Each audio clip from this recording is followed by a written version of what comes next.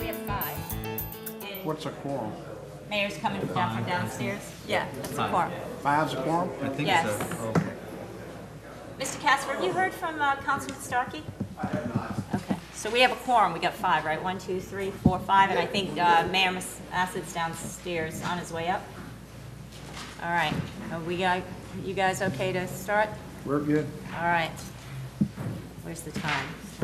All right, we're going to go ahead and call this meeting to order. It's 10:01. I'd ask you all to please rise as the clerk does the invocation and the pledge of allegiance. O merciful Creator, your hand is open wide to satisfy the needs of every living creature. Make us thankful for your loving providence and grant that we, remembering the account that we must one day give, may be faithful stewards of your good gifts. Amen. Amen. To the flag of the United States of America and to the republic for which it stands, one nation, under God, indivisible, with liberty and justice for all. Thank you, and please be seated. And can we do roll call, please, Madam Clerk? Councilman Starkey, County Commissioner Oakley, Here? Commissioners Catherine Starkey, Commissioner Wells, Commissioner Mariano, Here. Mayor Massad, Here. Councilman Smith. Here. Thank you. And I'm here too.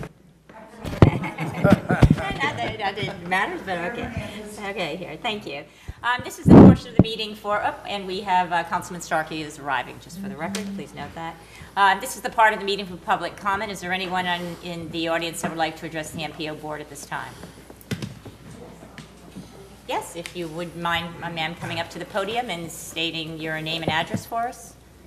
And you can adjust that mic if you need to bring it to you so the clerk can get your comments.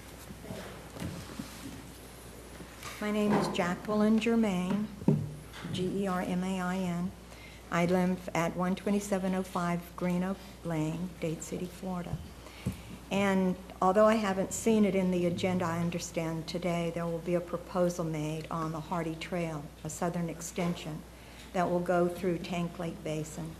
Can you, excuse me, can you just bring that mic a little bit closer to your, so? Can you hear me now? Better? No, I'm seeing No. no's. Can we get some? Okay. I don't know. I believe it is. Okay. Better? That's not Mine is on. All right, so, I'm picking up. okay, You're yeah, but picking the up? audience can, I'm hearing Would you that. like for me to repeat myself? Yeah, why don't we start, just maybe you could talk a little louder so those in the Okay. audience can hear you, because I'm All right. seeing the heads. All right, my name is Jacqueline Germain, 12705 Green Oak Lane, Dade City, Florida. Welcome, thank you. Okay, thank you very much. Although I didn't see it in a presentation within the agenda, there's an agenda item for the extension of the Hardy Trail. The Hardy Trail Southern Connector is proposed to go through the Tank Lake Basin. And I don't know how many of you are familiar with the Tank Lake Basin and the flooding issues that Hickory Hills subdivision and all of the residents around the basin have had in the past. But we feel that although this route has been changed from going down the old railroad bed, it still goes adjacent to the railroad bed and through the basin. Our concern is that any construction, any changes within the basin will only exacerbate our existing flooding problems. We had a meeting in the last couple of weeks with Commissioner Oakley to bring our concerns to him, as well as Mr. Garrett at Floodwater, as well as Mr. Bennick, who is the project manager for this trail. Commissioner Oakley is well aware of our problems as the chairman of the board for Swift Mud. Mr. Garrett is well aware of it because we've had to have pumping numerous times from the county. So what I would ask is that when you're reviewing this today, that you would take this into consideration when you make your decision on this southern extension. Thank you. Okay? Thank you. Thank you very much. Anyone else? Ms. Kelly? Comment unrelated to CAC report, correct? Good morning, everybody. Kelly Miller, 5020 McCaslin Drive, Newport Richey, Florida. I stand here today on a personal note during public comment because I wanted to share with you on February 27th, myself and Mr. Casper attended the Gulf Coast Safe Streets Summit down at the Children's Museum in Tampa. And let me just say, we were the only two people there from Pasco County, which was extremely disappointing to me. It was in a very, very eventful presentation. We got to hear a lot of compelling stories from some people who have suffered tragic loss and have turned that tragic loss into their life's passion and work, and have now created laws that are making our streets a lot safer. One of those particular programs is called the Vision Zero, and I'd like for all of us to ask county staff to maybe have somebody come and speak to us about that. There have been several cities that have adopted this particular program, and I think it was just a miraculous presentation that I think everyone here on this particular board should see. If we couldn't get in a webinar form, at least have somebody come and speak to us. They did incorporate this particular program in Macon, Georgia, and that kind of hit home for me a little bit because I was in a very bad car accident right outside of Macon. I was hit by a drunk driver, which has also inspired me to get very involved in the Metropolitan Planning Organization, especially the roads. So on a personal note, I did want to share that with you. It is called Vision Zero. The concept is to have zero crashes, and it's just been spectacular and really moved me, and I wanted to share that. So thank you. Thank you. Is there anyone else in the audience who'd like to address the MPO board this morning? Seeing none, there are no minutes to approve today, so we'll move on to the MPO Advisory Committee reports. Ms. Kelly, come on back. First item is the Citizens Advisory Committee meetings. All right. Again, Kelly Miller, 5020 McCaslin Drive, Newport Richey, Florida. So our March meeting was held on February 28th. And our status reports were actually very lengthy. You have almost the same exact status reports today. Excellent information, great reports from everyone. I think you'll find them impressive.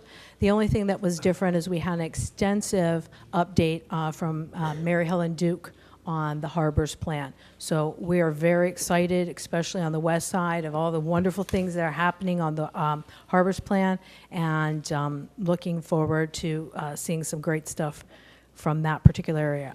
We also recommended the action items on your agenda. It's items B and C, the public hearings and the amendment to the icon with Tyndall Oliver. Your letter F on your agenda today pertains to myself and our vice chair, Mr. Rob Sierkiw. Both our terms are up this year, actually this month, and on behalf of Mr. Sierkiw, I'm sure he's reached out to you already, as I've reached out to Commissioner Starkey, that we would both like to continue another term. And again, we are still looking for some people to join the MPO from Districts 1 and Districts 4. So if anybody has any suggestions, please let us know, because we really could welcome the input. Does anybody have any questions? Questions? Thank you very much. Thank you. The next one is from the BPAC. I thought I saw Dr. Stovall. Yeah, there he is. Okay. Good morning, sir. Good morning, Randy Stovall, BPAC Chair. We did not meet in February. Our last meeting was in January. It was a tri-county meeting hosted by Hillsborough County. It was a good meeting as well. March is Florida Bicycle Month, and I'm so happy to tell you that our friends in the city of Zephyr Hills have issued a proclamation declaring March Bicycle Month in Zephyr Hills, which is a great thing. The City Commission in Dade City, I understand, is going to do the same thing for Dade City. Tuesday night it's on the agenda, so that's very good. So anything we can do to encourage people to be healthy and ride bikes in Pasco County is a good thing. I got some good news that I'd like to share. You probably already know, but our bicycle trail map and brochure is back in production in the tourism department, so that's very good news for us. Those of you who maybe visit our visitor centers in the county, be interested in knowing that we get a lot of questions for, do you have a bike map? Where can we go ride? So this will be very helpful for this when it gets done. As a committee, we're certainly looking forward to working with the new bicycle planner whenever that becomes possible. We look forward to that. On your agenda this morning, you have 3 items of interest to BPAC. These items are the Northeast Pasco Multimodal Safety Action Plan recommendations, the Withlacoochee State Trail Connector Study, and the FDOT project update on US 301 Road Diet project in Dade City. BPAC members participated in the public information gathering components for the first 2 studies, and I know we'll be very interested in seeing the final consultant reports. The FDOT Road Diet project was presented to BPAC by Chris Spees some months ago, got very favorable comments by members. He presented it January at the Tri-County BPAC and also got very favorable comments. And the reasons that BPAC members are interested in that, I will just share with you. Basically, the project would create a buffered bike lane for about a mile of US 301 in Dade City that is now 6-lane, but on either side of that 1 mile 6-lane is 4-lane. So it would really return the road to a consistent 4-lane, given a wide buffered bike lane, and it would mean for pedestrians who cross that street, and Lock Street is the intersection there, so it's a pretty busy street, heavily used. They'd only have to cross 4 lanes instead of 6, so to us it seemed like a great improvement in safety for both pedestrians and bicyclists. And I will say, a little later, this issue was discussed at the Dade City Commission, and BPAC member Mark Pinson and I both spoke in favor of it, reporting what really I was saying to you this morning, that why BPAC liked it. So that is my report. Questions for Dr. Stoughton? Thank you very much, sir. and Thank you. for your input. With that, we move on to action items. We have 6 of them here this morning, and Mr. Casper, the first one on task order for AECOM on the public outreach. Good morning, Craig Casper, MPO manager for Pasco. This is an item revisited from last month where we had brought the 3 MPO, the TMA outreach to you for approval. The share that Pasco was bearing was disproportionate to our population, so we have gone back and corrected that. Our share is now proportionate to, or proportional to our population. It's a little over $17,000, and it's to do the outreach, first phase of the outreach for the MPO 3 MPO long range plan. Are there any questions on that? Questions for Mr. Casper? Seeing none, what's the pleasure of the board? Move approval. Motion? Second. Second. Any further discussion? All in favor signify by saying aye. Aye. Any opposed? Motion carries. Thank you. Item B, the public hearing for the 2019-2020 up.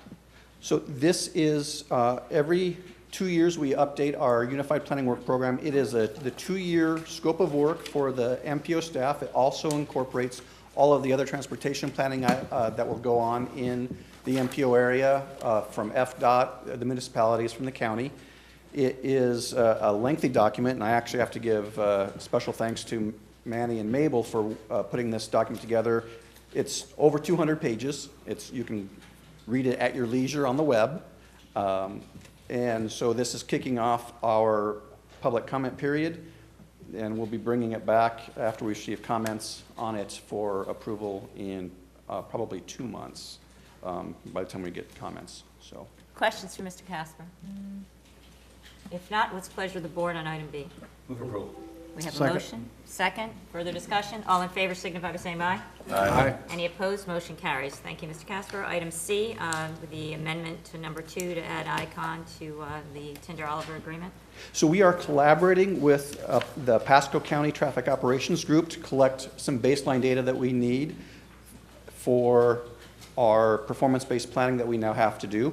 This is specifically for traffic counts. The Traffic Operations Group went through an acquisition process to get ICON to do traffic counts, both turning movement counts and intersections and corridor counts.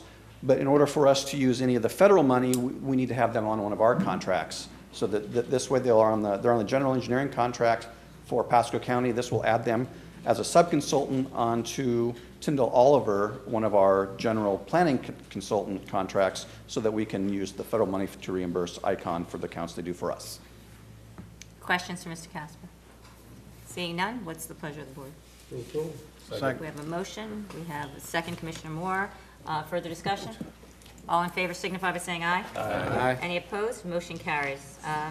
Item D, is that, who do we have doing Yeah, that? so this is The Northeast Pasco Multimodal Safety Action Plan. one of our two, and I'll bring up Paul, who is with AECom doing our the Northeast Pasco, and he has a presentation he's going to do. Thank you, and good morning. Your name and address, please, for the record. Good morning. My name is Paul Kurtz. I'm with AECom, and we're in Tampa. We're on Rocky Point, 7650 West Courtney Campbell Causeway in Tampa. We assisted the MPO staff with the preparation of this planning study on the Northeast Hills area. It's a multimodal safety action plan. Oh, what happened there? Excuse me.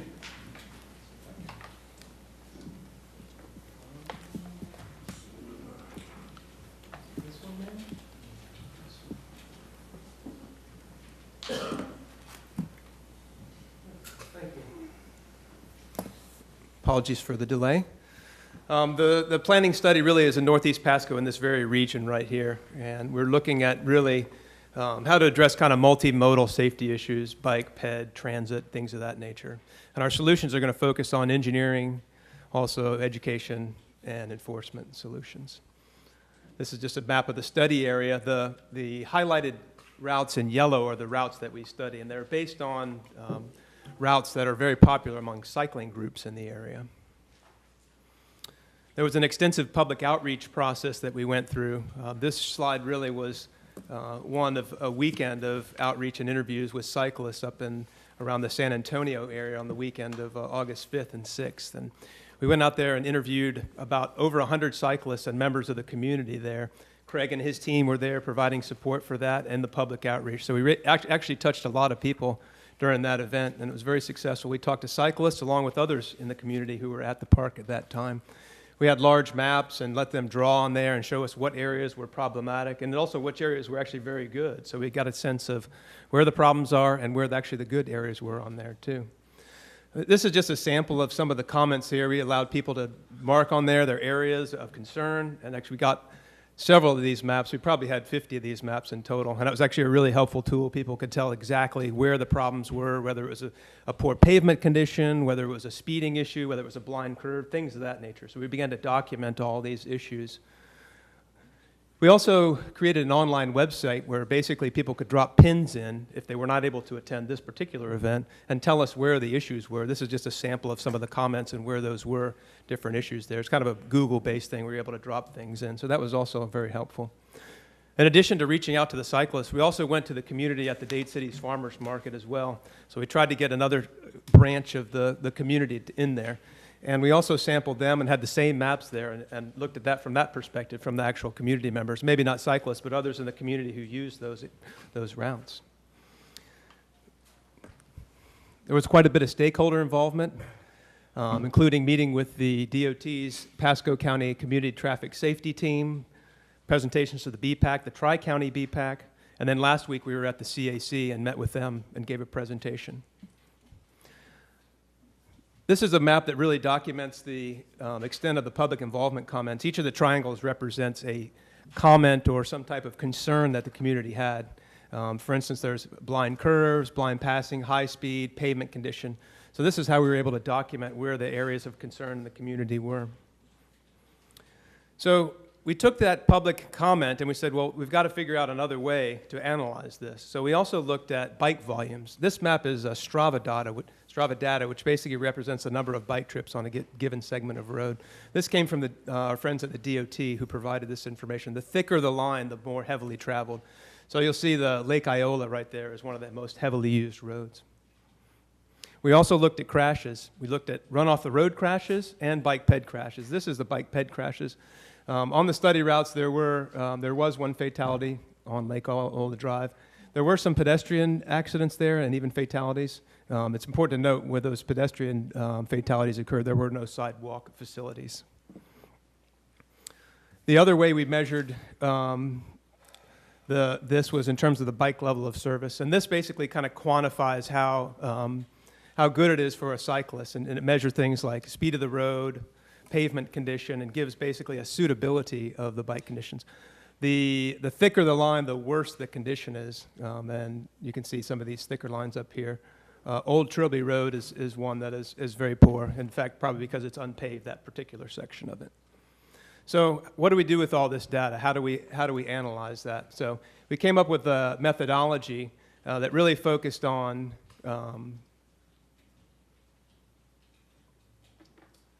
the 4 areas: the Strava, the public input, the Manny, I don't think this is the right presentation.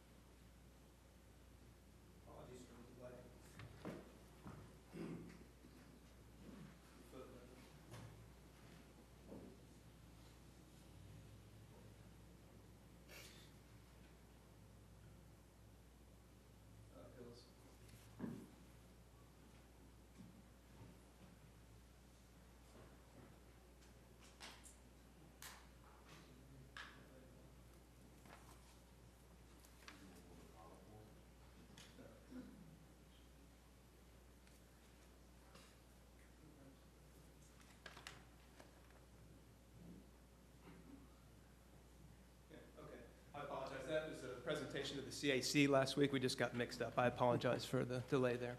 So the methodology really focused on the Strava data, the public input, the crash data, and the bike level of service. So how do you get all those together and come up with something that makes sense to identify the roads with the greatest needs? And we looked at different percentages, but ultimately we relied on the BPAC, and we solicited information from the BPAC on what they thought were the appropriate percentages for that to get the community input. And when we did that, we actually had really good response from the BPAC. I think almost everyone on the committee responded with their suggested weighting. So we did 20% for Strava, 30% for the public input, 30 for crash, and then 20 for the bike level service. So a weighted average of all those on the particular road segments gave us our segments of need and how those were. So we broke them down into 3 areas: the ones of high priority, the ones of medium priority, and low priority. So the high priority are the red, the thickest ones, the orange are the medium ones, and the yellow are the low priority ones. So this it's very difficult to see, but this is how we rank them, and I'll show you a little bit more detail about that later. But there's high, medium, and low based on the weighted average that we got from the BPAC. So we went back out there, and now understanding which roadway segments are in the greatest need, we said, well, what are the recommendations for those segments? So we came up with a series of engineering recommendations. The first is really to mill and resurface. So it's a very expensive option. That's option A, improvement type A. The second was we looked at adding shoulders to various roadways. The third was adding signage at blind curves to let people know. The fourth was trimming vegetation in some of those blind curves to have better visibility. And the fifth was utilizing activated flashers in areas where there's hills or dangerous spots. So those are the engineering recommendations. In addition to that, we're also recommending the county consider utilizing the FDOT's high visibility enforcement program. And enforcement might be a little bit of a misnomer. It's actually education first and then enforcement second. It's a grant program that goes to the counties with the 20 counties with the highest bike ped crash ratings, which Pasco is one. It's a grant program that funds basically overtime for police officers to go out and get educated and take some online training courses and actual other training courses. And it pays for their time to go out and educate during the first part of the campaign. And this is all publicized. It's no gotcha, right? It's all publicized. We're going to be out there in this area on this date and this time. So there's no surprises. It's not meant to be a surprise. So they do that for a period of time, and they check out If someone's not behaving properly, remember, bicyclists are actually considered motor vehicles. So sometimes the bicyclists might be riding 3 abreast. And it's up to them, the officers, to go and let them know that, hey, guys, 2 abreast is the law. You can't do that. So maybe the bicyclists are being unsafe. So it's up to them to educate the cyclists. On the same coin, the motorists also need to be educated about what the rules are in terms of cyclists. So it works both ways. After that initial period, then they go into the enforcement phase. And all this is actually run through the USF Center for Urban Transportation and Research, or Cutter. And the idea is to look at behavior change. So this is a kind of a non-engineering solution way to approach it. And other communities in the area have done this and been successful. St. Petersburg, I think, is in year 3 of their grant program, and have actually seen some fairly good results from that.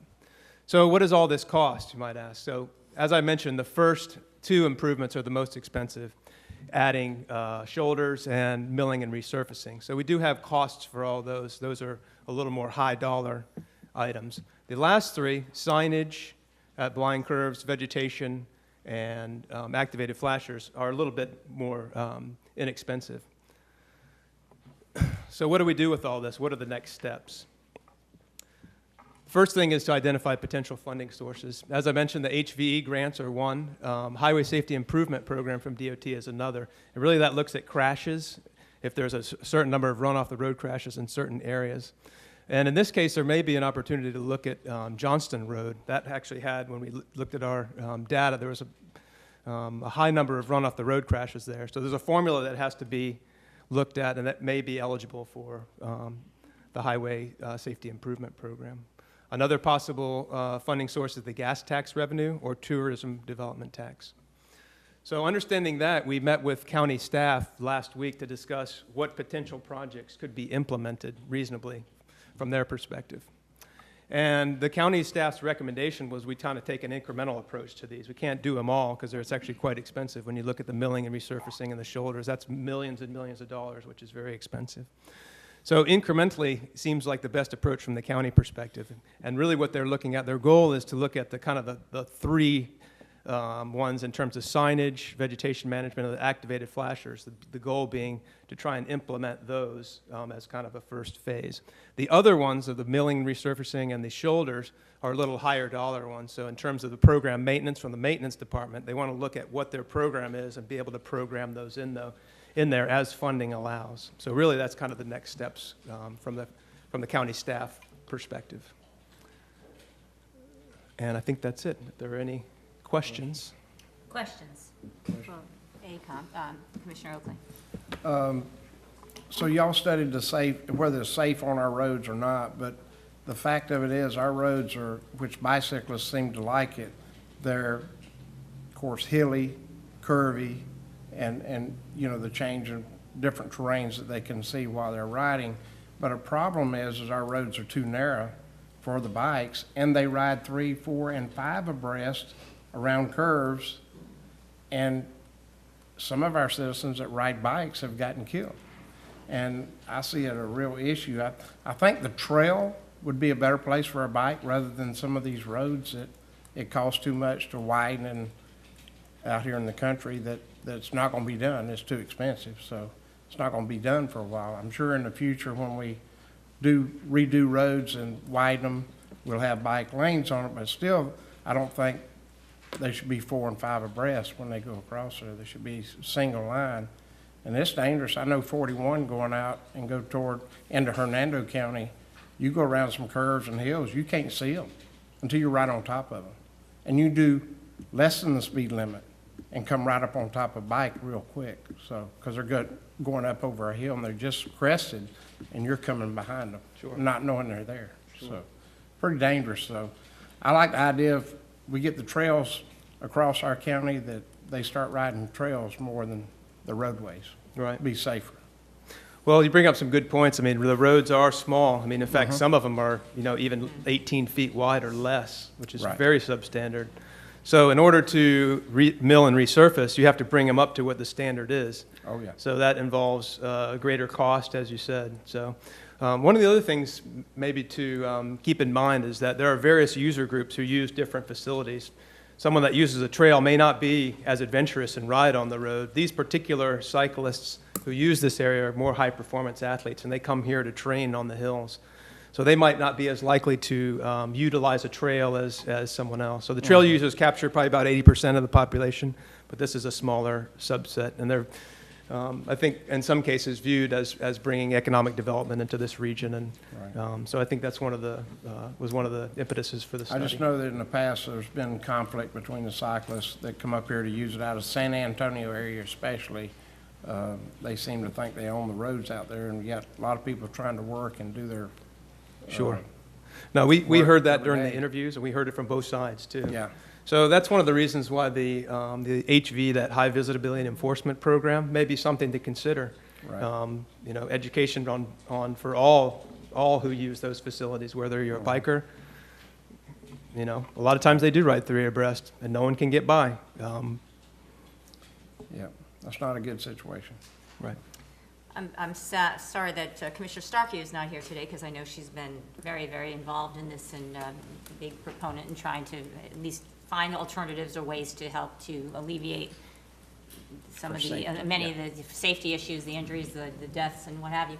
It's kind of an interesting, and being in East Pasco, living here as Commissioner Oakley is, and I know we're working very hard on the trails. I know we're going to be talking about that, and also from the on the tourist development, and really trying to make this a destination in East Pasco. So as you pointed out, Paul, the trails are very nice to have the families come and do the riding, but we do have those Olympians, and I know even St. Leo was telling me the other day that they have, the university has a whole big group that they're using that area as well. So if milling and additional widths is not an option there, I definitely think at the very least having the signage and the activated flashes and the vegetation, something to at least start to help to make it more evident that, hey, there are cyclists here, but educating. If people aren't supposed to be riding 3 and 4 and like they own the road, Yep.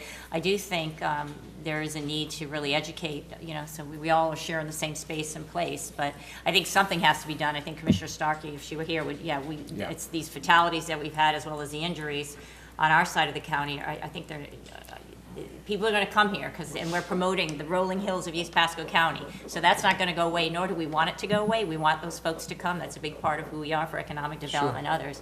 So I would think at the very least if we can't change it right now, to at least help to educate and inform, you know, the vegetation management and other things, because we do want them to come. That is a big part of who we are, and I want to encourage our tourists to be here.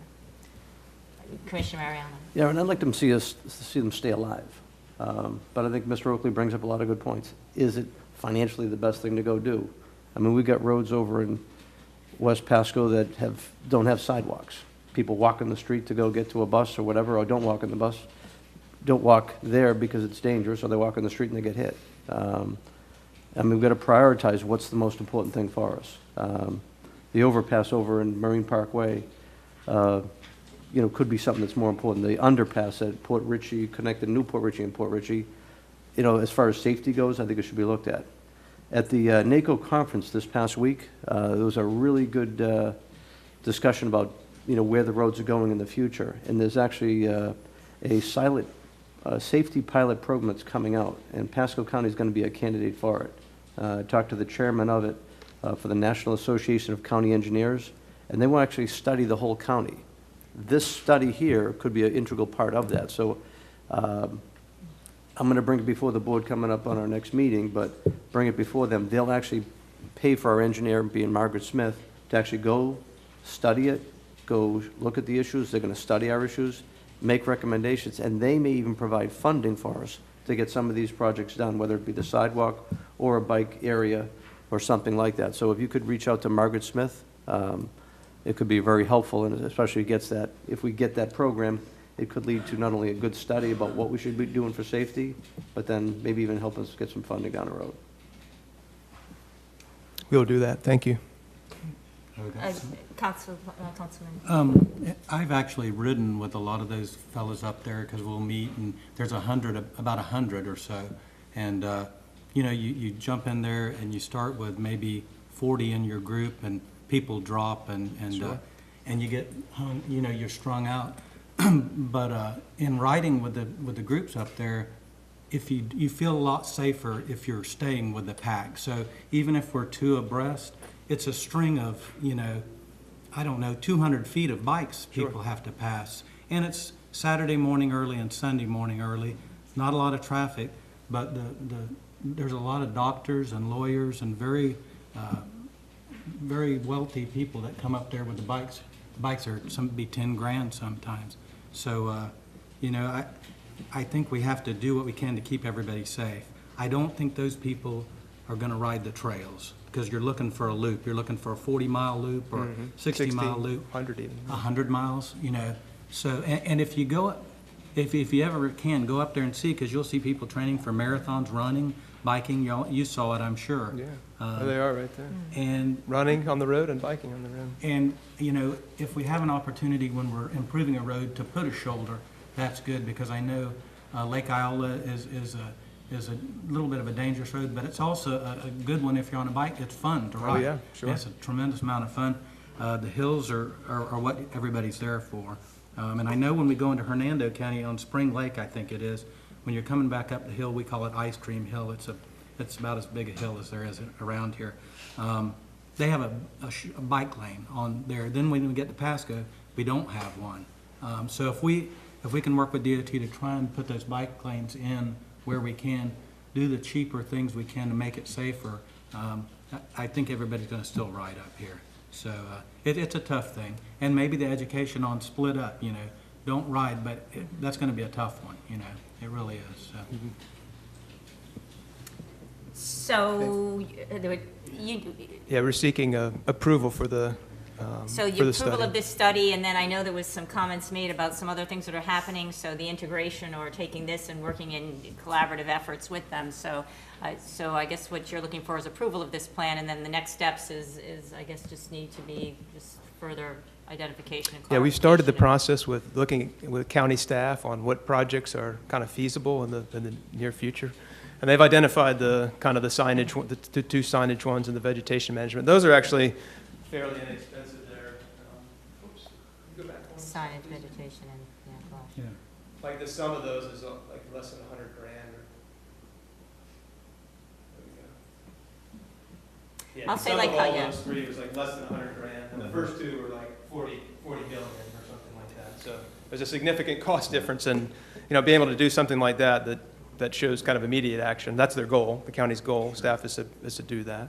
I'll say And we like met with Councilman them, Smith, so. they're going to ride anyway. And so as much as the ideal situation, we all know what the ideal is, you've pointed out today, the top one, which is the most expensive.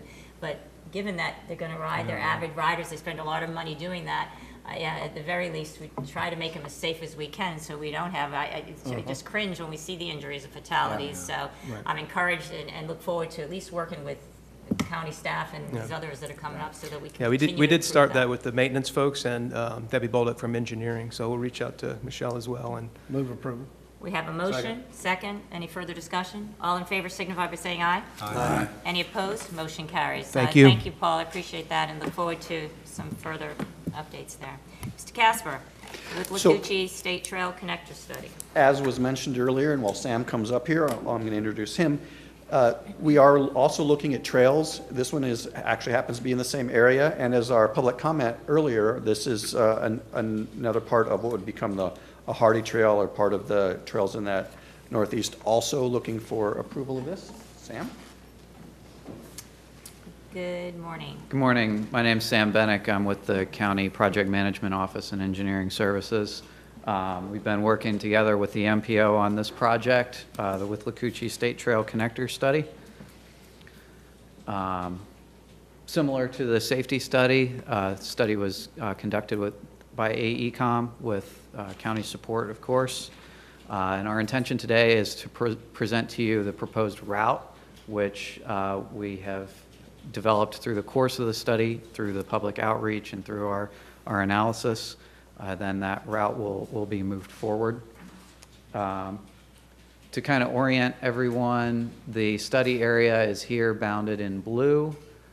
This will connect the existing with Lacucci Trail, the 46-mile trail. It's been in use for about 25 years, been an asset to the community, and that'll connect to the recently constructed US 301 trail, which will actually take you all the way down to Zephyr Hills.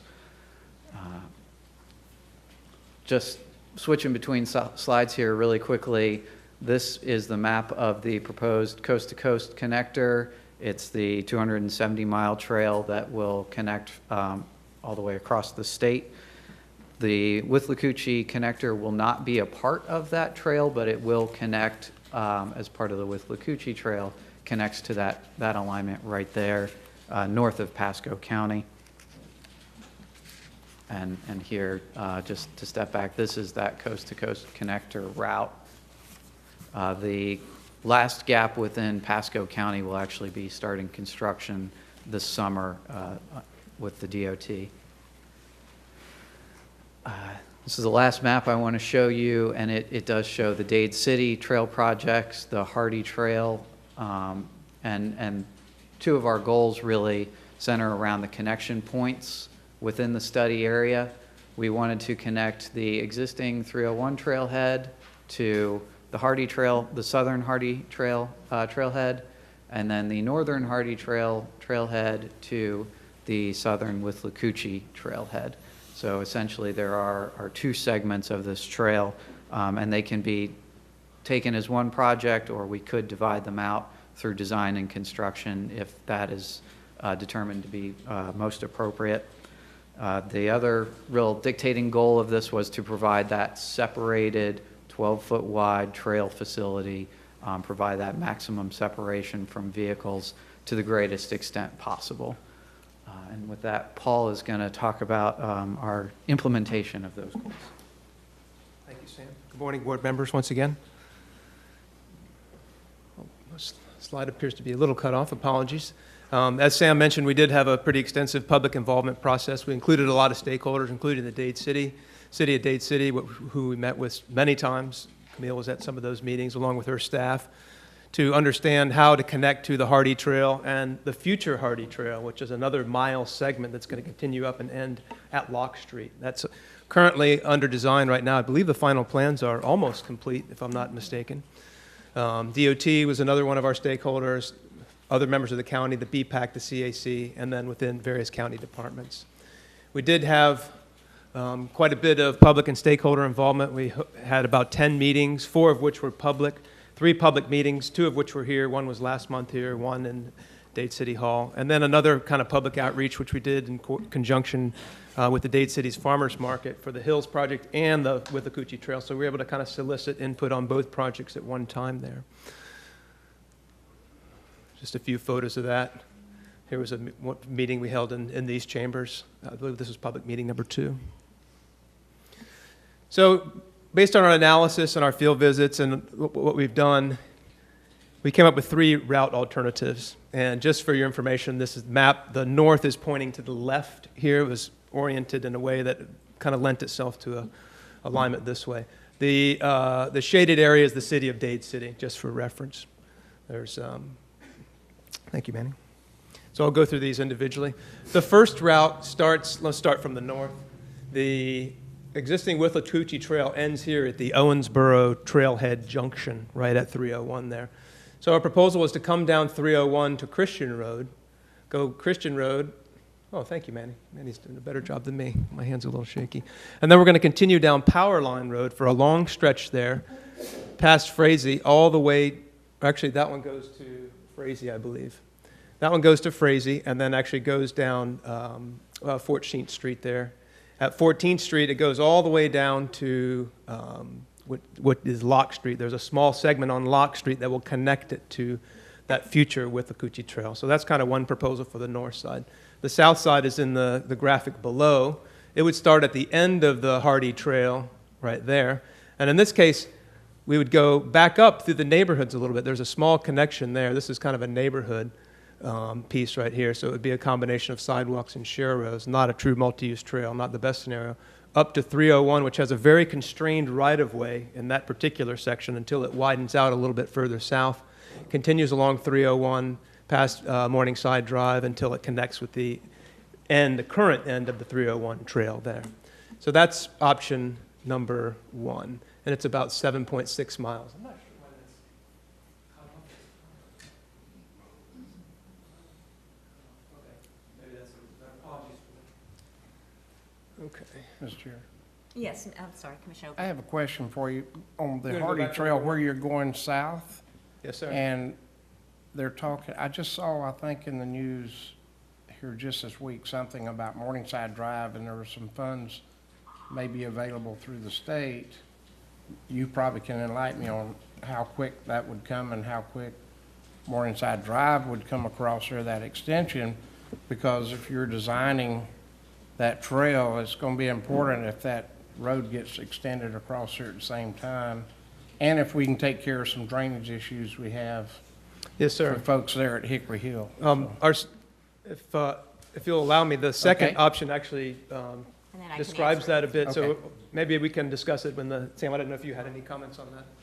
That was one of the things I was alluding to, where the two segments could be taken individually, and if Morningside Drive does, progress more rapidly, we could hold off on the trail, we could incorporate it with the trail, assuming that the alignment corresponds with Morningside Drive, of course. That is obviously the more substantial project. Right. And would take the lead. Okay. So we do have, so one of the priorities we have from the city was this, top priority was, along with drainage, was the Morningside extension. So I think we have like $4.5 million state appropriations that we've requested. I know it's in conference this week or so, Still, so it right. is in there. I know it's got support from a lot of But the I city. noticed it, and it looked like it was moving through committee pretty well. It is so- moving, and so what we've been discussing as a city is it would be not only the trail, but the road. That is what our desire would be, and I know we've had conversations and you have your workshops. So yeah, Right. I'm hearing it's moving along, and that would be, but you said that's one piece of it, not Yeah. the northern piece. So we are looking at it as two, but in the end, the final product would give us that connectivity all the way through to get go up to Tampa and go all the way Yeah. up with Wakucha. And at the same time, you're gonna get some flooding issues taken care of that Right. we have there, and for those folks in Hickory Hill, we need that taken care of, so it'd be good. So We to would- be continued on that, but we're hopeful and optimistic if we can keep moving that along, but that is Yeah. one of the two projects. We would definitely make sure that there was nothing related to the trail that caused delay or issue with Morningside Drive. Okay. Let me continue with alternate two from the north again. This one leaves the trailhead, continues down 301 for just a short piece, and then utilizes a small piece of private land to get over to Old Trilby Road there. What we heard from the community repeatedly was, we don't want to be on 301. It feels dangerous. It feels unsafe. So that's basically the overriding concern we heard almost invariably at every single public meeting was 301 feels unsafe to us. So in an effort to do that, we deviated off of 301, are looking at perhaps a small acquisition there to get over to Old Trilby Road that takes you down to Christian Road, crosses Christian Road, and then at that point there is a large county parcel that the trail could perhaps meander through to make its way all the way out to Powerline Road. So that would be all county property there. It would go through a kind of a wooded area, more of a feel of the Withlacoochee Trail, the old rail trail in that particular section. It would pop out at Powerline Road and continue down Powerline Road past Frazee Hill to, this one would go all the way to Long Street. Now Long Avenue, I believe, excuse me. That's more of a residential section right there, a little more difficult, constrained right-of-way in that area. It would head up to 14th and then connect back down to Lock Street where the future Hardy Trail would come out. The south piece, as Commissioner Oakey alluded to, would be paired with the future Morningside Drive. This kind of crosshatched line is the future Morningside Drive. It kind of takes a little S shape, if you will. The trail, the idea in this case would be for the trail to be co-located with the roadway. And as Sam mentioned, it would be built in conjunction with that, not separate from that. So the roadway project would kind of would drive the trail project there. So since the roadway project has involved drainage and many other issues there, the trail would be a small cost for that, just to add that. So that's route alternate 2. It's about 7.1 miles. The third one really looked at utilizing 301, kind of the least desirable from the public's perspective. Started at the north and took 301 all the way down until Payne Road. At Payne Road, it's a very small road. It would take a Payne Road, and Payne Road kind of swings around, then turns into 14th. That goes all the way down to Lock Street and then touches the trail there. From the south perspective, it would start at the end of the trailhead there, and it would continue down a small portion of land owned by Dade City And then it would utilize private property for an old rail bed there that would continue along down to Beth Street. At Beth Street, it would turn east again and then continue and meet up with the trail in that area.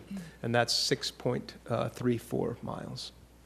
So how do you evaluate all these based on what we know? So we looked at things, safety, cost, environment, connectivity experience. All these factor into the best way to evaluate these. So we developed a matrix that showed really which ones were the best alternatives from this perspective. And the matrix ranked route alternate 3, which this one has route alternate 3 on the south end and route alternate 2 on the north end as the highest. So taking all that into account, at our last public meeting, we found out that really the community wasn't as supportive of those as we had initially thought or liked. So basically taking into account the community support, the community was more supportive of, on the south, route option 2, which followed the alignment of Morningside Drive. And what we also heard at the last public meeting was the community was more in support of a hybrid of the first 2 options on the north. And those 2 really were a combination of going down through the county property, coming off 301 as soon as possible, going down power line and utilizing Frazee, not Long, to get back to 14th Street. So we developed another option here that scored the highest. So our recommended is on the south, using the Morningside Drive extension when that happens, and on the north, using a combination of the 2 that the community supported best. So those are turned into our recommended route, and I'll go through this in a little more detail, and you can see some of the sections. So again, it starts up here, comes off 301 as soon as possible, utilizes this large county parcel to power line to Frazee, 14th, and then connects at Lock Street. And on the south, again, the Morningside extension is being recommended. So what does that look like? So again, once it comes off, there's a small parcel that will need some property to acquire to get back to Old Trilby. There is a section of Old Trilby that's not paved, and it's very constrained there. So we had looked at the possibility of improving that and figuring out how to do that. That's also constrained, so there's a small piece of property that probably need to be acquired there as well. This yellow piece is what I mentioned is part of the county property, and that's nice and wooded, and we can use that and meander around, and perhaps that can be paired with some rest stops or things like that, shade. It does go back to Power Line Road, and it'll be on the east side of Power Line Road for a do you have a question? Commissioner Aaron. Yeah, is that county property, is that where the sewer plant was going to be? That's correct. Yeah. And you're going to go right in the middle of that? We've been coordinating with the Utilities Department. The alignment on that property is, I guess we would consider it conceptual now, because really what I'm going to want to do, assuming I am able to bring this through design, is to meet with them, walk it in the field, and establish an alignment, based on the existing trees, the existing topography. But their conclusion was that it would not be a problem to move the trail in a way that would be within the buffer area between the existing neighborhoods and any future plant that would need to be built. And you're exactly right. We've been in communication with them from the very start to make sure it's feasible. And I'm not sure, is that plan going to happen, or we just going to work with the city, or? I know there's some conversations that are happening with the county and the city, but I don't know what the status is, because I know at one point that was going to be the plan, and then, so I know there's some.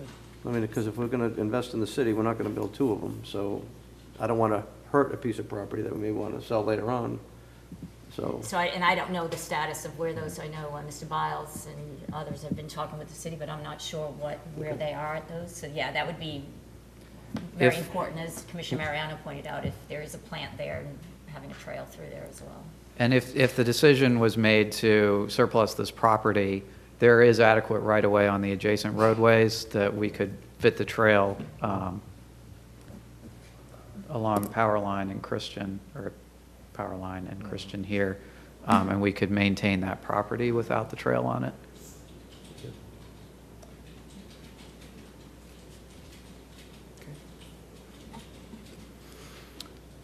Power Line has a a crest right about this area, and the right-of-way gets a little bit constrained, so we're proposing a mid-block crossing that has very good views there to get onto the west side, and then utilize the west side all the way down until we go to Frazee. So we've developed a few sections on how that might look.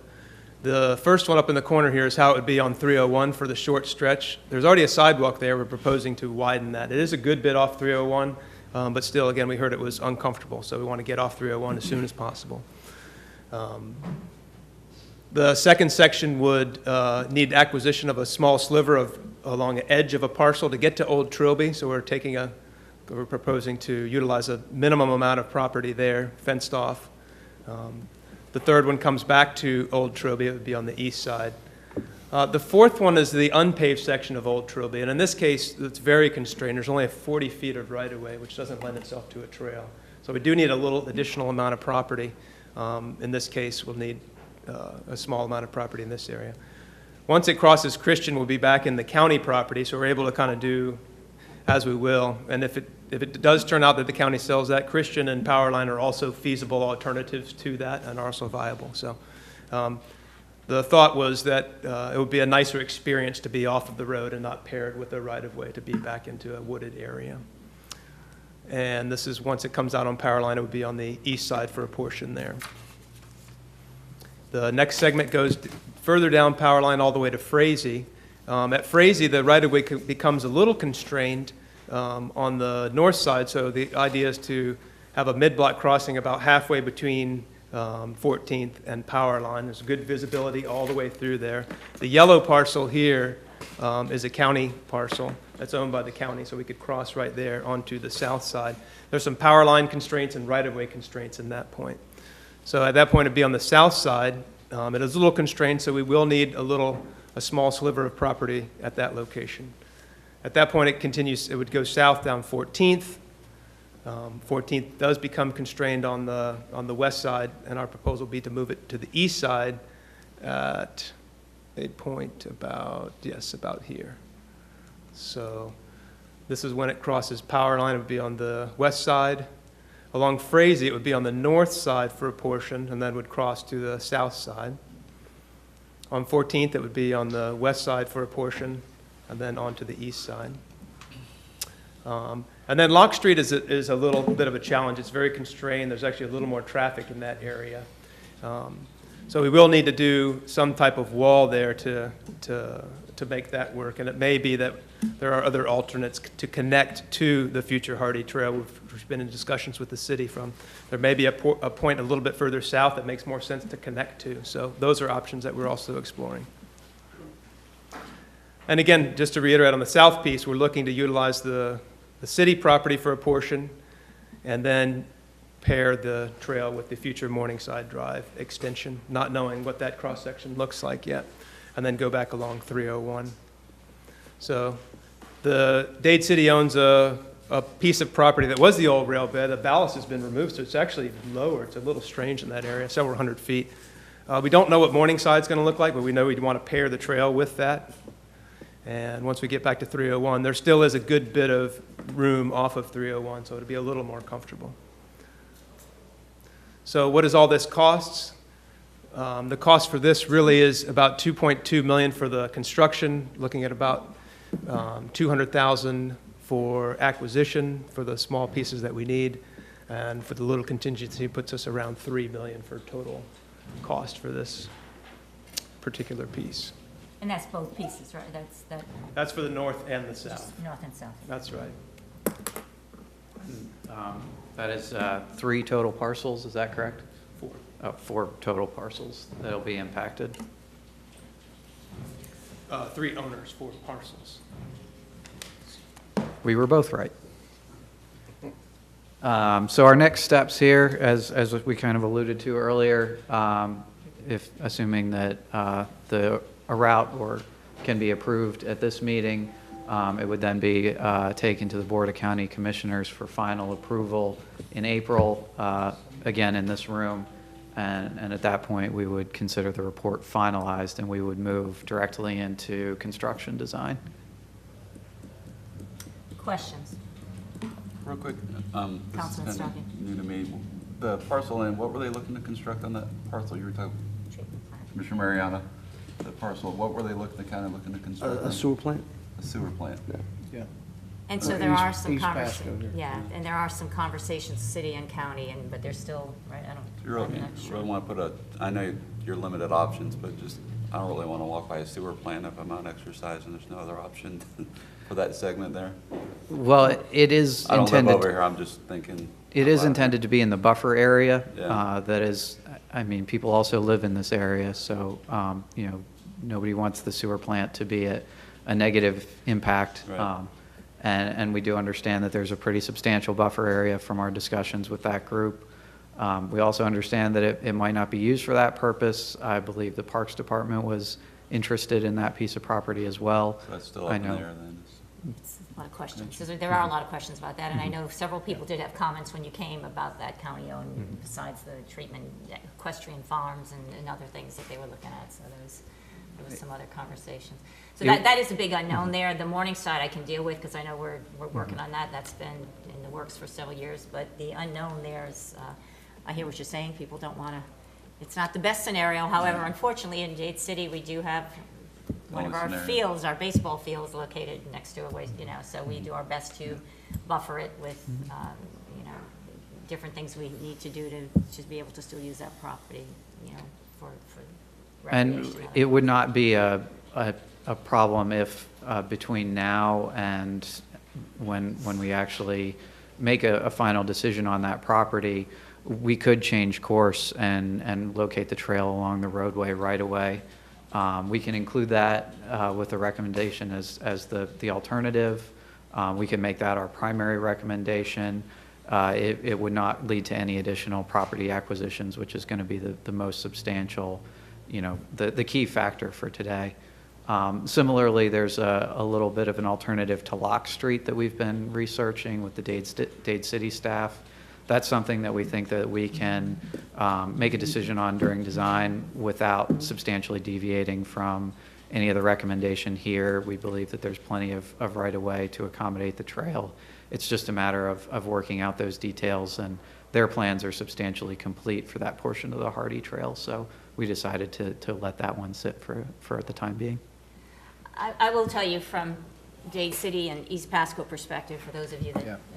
this is very different from our roads. This is a huge piece of a puzzle for us that, and I know I said Commissioner Starkey's not here, but she would even, I think, would be promoting this. It's a big piece of who we are and what we're trying to do here as a destination. I know we were talking about a bike hub and with those rolling hills. So this particular Withlacoochee connector for us, we didn't get the coast to coast. We all know they ended up going with the northern That's a big connector. deal, though. We missed out on that opportunity. So for us, this is for those that are coming and riding and doing their thing. This particular connector is very important to, I want to say, our future and our survival in terms of getting folks to come here and to spend some time here and their money as well. So having said that, I would agree with Commissioner Mariano and Councilman Starkey is that I want to make sure that if we do approve and move forward with this, that the county-owned piece of land and whatever other issues we have with Morningside is that we have that ability without it costing us a lot of money for change orders or whatever those words are that seem to cost a lot of money, that we're able to do that, but to move this along. Because you are right, the Hardy Trail Phase 2 section is being completed, and we expect to put shovel in the ground before the end of this year. So from our perspective here in Dade City and East Pasco, this is exciting to us because we want to move it along, and I know BPAC has been very supportive as well. So I'm excited that you're here today. I know there's still some unanswered, but I would, if there was that, making sure that we had some room to say wiggle or to adjust accordingly, that we're able to do that. But this is a big deal for East Pasco and Dade City, and even Zephyr Hills, connected to Connect all of us that all. work that was done on US 301, Commissioner Oakley, all of that, Yep. connecting to Zephyr Hills and to Tampa. That is all part of this whole study that we're talking, in addition to now having signage on the Withlacoochee Trail to get people to come this way, and even off of coast to coast, to come this way and pass through Zephyr Hills and Dade City. Sure, and Councilman? just to add on to that, we have plans in our long-term goal for the city of Zephyr Hills to have a bike, like a cycle track through there, a separate cycle track. And we're working with DOT on the other end of Zephyr Hills to go down 301 and connect to 56, which will have a trail. So it'll be a connected series of trails where you could go from Dade City out to Wiregrass Mall if you wanted to on a bike trail. So it's a very important thing. And I was talking, and you probably all know a fella, Mike Lawson from Metro Development. He said the number one thing that they're looking at, or people are looking at for developments, are trails. It's not the golf courses anymore. It's a trail, and then with Wi-Fi on it. But that's another thing. But we need them to keep their head up, though. Actually, so maybe that's not a good idea. But I think more and more people are wanting these and desiring these, and we have some segments, but we need to start piecing the puzzle together. Yeah. And I'm all for it. We're going to put money in it down in Zephyr Hills to make sure we try and get the segments connected. So, and it's a big moneymaker, even for the vacant piece and parcel that you're looking at that Pasco has. It might be very desirable for a purchaser to have that trail, have access to that trail on or near the property. So I think it'll enhance the value if you do end up selling it. So. I know we had a meeting just a few weeks ago with the developers of Starkey Ranch, and they were very interested in building a portion of trail that's proposed to go along their project, and wanted to widen it beyond what we had originally anticipated, presented us a great landscaping plan that would be on their property adjacent to the trail. So I think you're exactly right. Yeah. Mayor? Commissioner Marion. If I could, let me encourage Commissioner Oakley and Mayor, for you guys to kind of get together and let's go bring this to a head. What are we going to do with the property? Are we going to invest one way or the other way? And let's get it before the county commission so we can make that decision. But I think you guys working together would be a great tune so we can move this forward, but at the same time, before we go to construction, before it comes to the board, let's find out what's going to be the best alternative, whichever way it may be. And maybe even carving out that piece and then going away from the property. So whatever it may be, just I think if you guys would take the leadership role in that, I think it would help. I know they've been having talks about that, but I don't think they've come to a conclusion yet. And so we can talk to our director, we can talk to Flip Mellinger and find out what direction they're trying to go and working with the city. And I do believe Mr. Mellinger and city manager, anyway, all this is kind of background stuff, but there are conversations happening. And so, and of course with that, with that decision, it comes another big piece of change that is required in terms of that whole process and the relocation of our plants. So those conversations are happening, but yes, I agree. The decision needs to be made as to what is going to happen so we can move forward. And we had a meeting with Port Richey and Newport Richey just a little bit ago. Maybe it's time to have the Zephyr Hills Dade City with the commission coming together and make that one of the big topic items. That is in June. There is a meeting in June scheduled. So maybe we can make that one of the topic items to come forward. So we hopefully by then have made some significant progress. Mayor Mass. Yes, I'm not very familiar with East Pasco, but I keep hearing the destination word come up, which we hear over on the West Coast. Do you have hotels or facilities for it to become a destination? We are actively working on that right now. So as part of, again, with the, you heard me say bike hub. I mean, I could go on for a whole other meeting here, but with bike hubs and the opportunity for the riding and the kayaking, which is happening with Lacucci. So that's what we're promoting, more the riding and the outdoor, the quality of life kinds of things, as opposed to, we don't have the water, we don't have the things that you have on the other side. So it's a very different thing. But with the TDC, the tourist development, we are working to, yes, promote Dade City with those other kinds of things that aren't. So the answer, though, basically is no, you don't have hotels and facilities. We have a couple of motels here in Dade City. And I forget how many we have in Zephyr Hills, and then it connects us right out to Wiregrass where they have even more. So we're in the area that there's rooms here for people to come and stay. So there is another project, and again, way past this meeting, so that is actually being proposed in downtown Dade City right now, a boutique hotel that is going to, we call it a game changer, and all of those plans and the old Pasco motor sites are actually being talked about right now. It's a 7.5 acre parcel, so it's all part of a bigger plan that we hope within the next couple of years. There's a lot of pieces to a puzzle now. In the next few years, we'll make a big.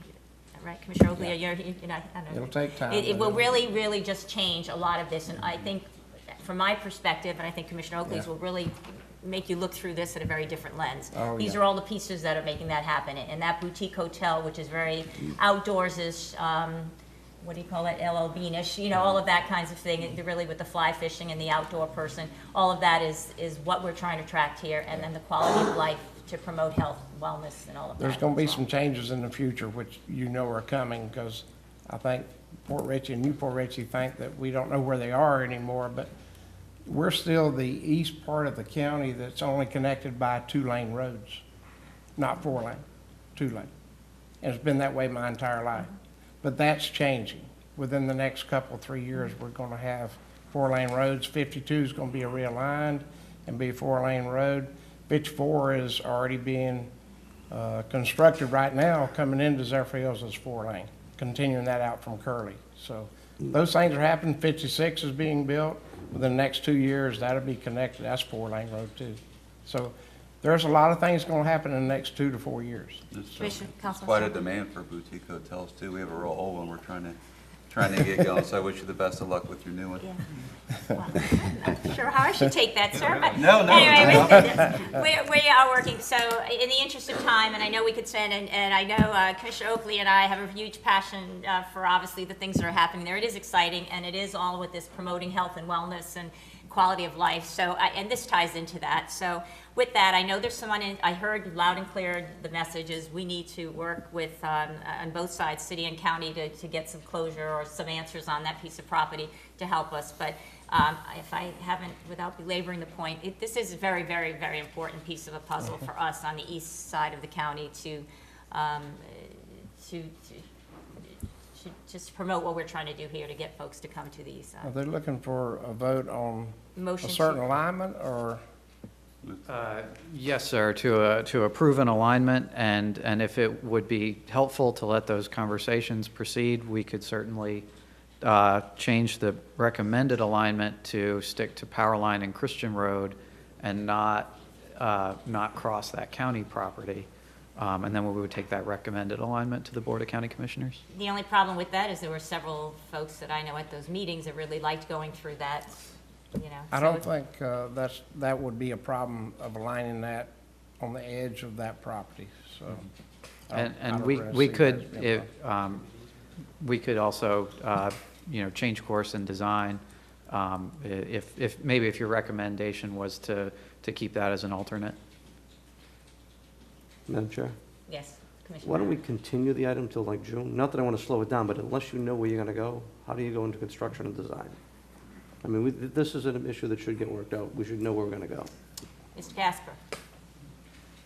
One issue is the consultant's contract actually expires before then. And so we don't actually have money and we'll be extending time, but yeah, the funding, we're running into those type of issues now, so. Madam Chair? Commissioner Starkey. Councilman Starkey. Thank you. Did you say there's some wiggle room, so if we approve it today, they can still do some changes prior to going to the board? That's what I heard. Yeah. Board of That's County what I did Commissioners, hear. correct? We have to actually approve it before assessed it even gets to the both. board? We've assessed both options within the study, so really there's no additional work other than changing from one assessed option to a I'd different like to one. move approval with the options that are necessary to make it connect the right way and the right path. I'll second. We have a motion, we have a second. There was a further discussion. Commissioner I Merritt. think that just covered my concern. Okay. Okay. So, Just a little more Wait, are discussion. you done, 'cause- Commissioner Merritt? I'm sorry. Good. You done, Commissioner Merritt? Yeah, he's good. Okay, Councilman. Because there's another question, I mean, we have a few questions, but as we go through the study, we can answer them. The Morningside Drive was one. And we should have. And also the Pasco We'll have an piece, but answer, I I just think, don't by feel then. like we should delay it, because we know how these things go. I mean, we've been working on it how long? Way And too long. We need to just go ahead and move forward, and then if we can make the adjustment at the time, that's what we should do, I feel like. And just to add, I think And that Commissioner in Oakley my was motion, saying. that takes Yeah. care of that, I And think. we will have some answers from the state. Yeah. Pretty soon. On Morningside. I mean, a lot of these things are going to be answered for us, and this will give us some incentive to get with county and city staff to get some answers on that piece of land. So Yeah. with all that, if we have that option to move forward with this study and make those decisions. So we do have a motion, we have a second, we have. does your motion, is it allowing us to bypass the county property if they wanted to sell it? Yeah, it allows them to decide what's the best route. Okay. So, yes. Further discussion? And I'll start it right away, and I'll find out what our intentions are with that property. I'm going to do the same. Okay. Take a little walk over. So I think between the two of us and just, Okay. yeah, I think we know the Yeah. right people to at least get them connected to help to make some decisions on that Okay. property. Is further discussion? All in favor signify by saying aye. Aye. Any opposed? Motion carries. Thank you for your patience, your good. thoroughness, and thank you for your support to move this forward and hopefully answer some questions. With that, we are, where are we at? We are at reappointments to the Citizen Advisory. Mr. Casper, I know Kelly Miller brought that up during her earlier report. Yep. As mentioned during the Citizens Advisory Committee report, we are here to ask for formal reappointment of District 2 Representative Rob Serkiu and District 3 Representative Kelly Miller. Both are interested in being reappointed and both do have good attendance at the meetings. Move approval. We have a motion, we have a second. All in favor signify by saying aye. Aye. Any opposed? Motion carries. Thank you. With that, we're going on to, that's all of our action items, right? We have, do we have any updates there? Yep. No. Yep. On page 2. On page 2, we have a status report. So item A is the FDOT project updates. And this is sort of continuing our informal theme of improving active transportation in the eastern port of the MPO area. I'm going to have Florida DOT representative come present on their 301 project.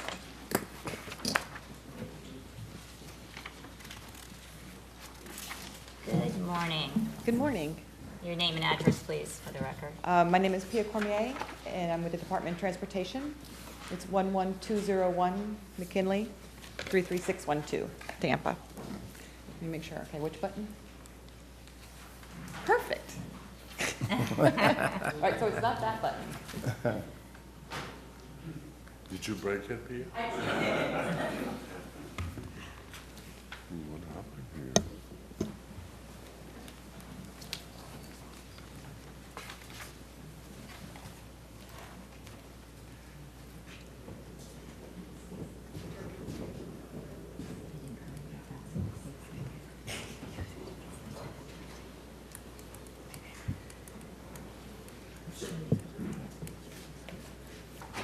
Just while we're starting this, we do item B.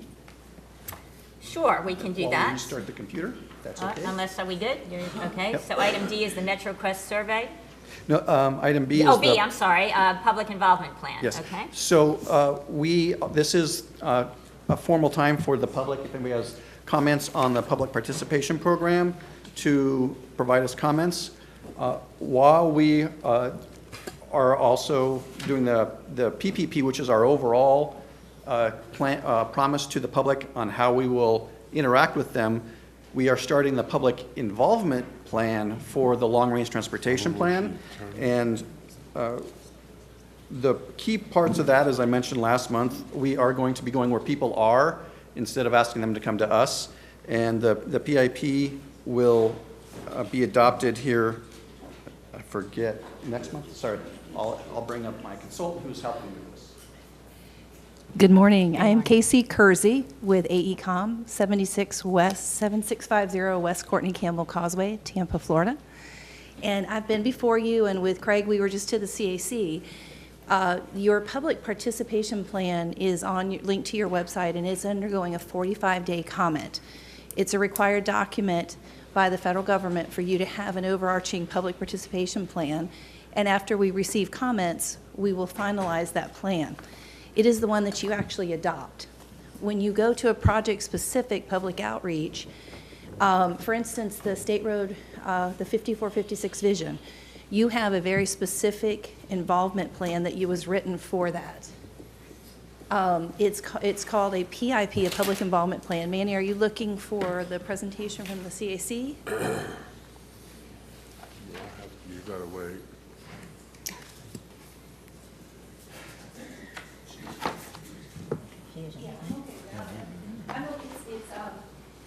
And basically what's happening next is, Craig said, you're about to kick off your long-range transportation plan, which is your next 5-year cycle.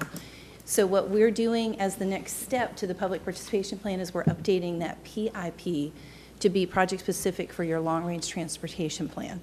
All of the public outreach you've seen today is the activities that the Pasco County MPO endeavors to conduct for all of your projects, and that this is your specific plan. You do not adopt it. It just goes along with the long-range transportation plan. So we'll be coming back to you with that, a draft of that, most likely in April, to show you what we have developed, but you won't need to adopt it. It just goes along with the long-range transportation plan. Great, thank you. Are there any questions? No? All right, thank you. Are we back on A, or are we going to C? Well, actually, we can go to the update from Pasco County Public Transportation. Okay. Do their update real quick. Kurt's here.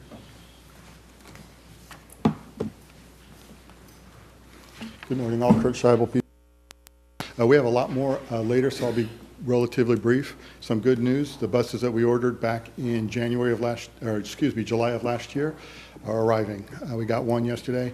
I got a call on the way here that another one's being on there, and I also found out all the other 3 are on the road. They have to drive them all the way from California, so it takes them a little time. So we should have them all in place by next week. And we're growing. Our current numbers right now are showing our fixed route has increased by 2% from last year to this year. Talking informally to the folks around us, they're actually seeing decreases, so it's encouraging that our fixed route is growing. We have a lot of plans and processes that are coming due right now, and you're going to see one here in just a little bit, so I won't go into those details right now. Any questions for me? Question? No, Thank you sir. for your time. Thank you very much. Mr. Casper? No? Tia, who we at? We good? Having a few technical difficulties today. It seems to be been happening.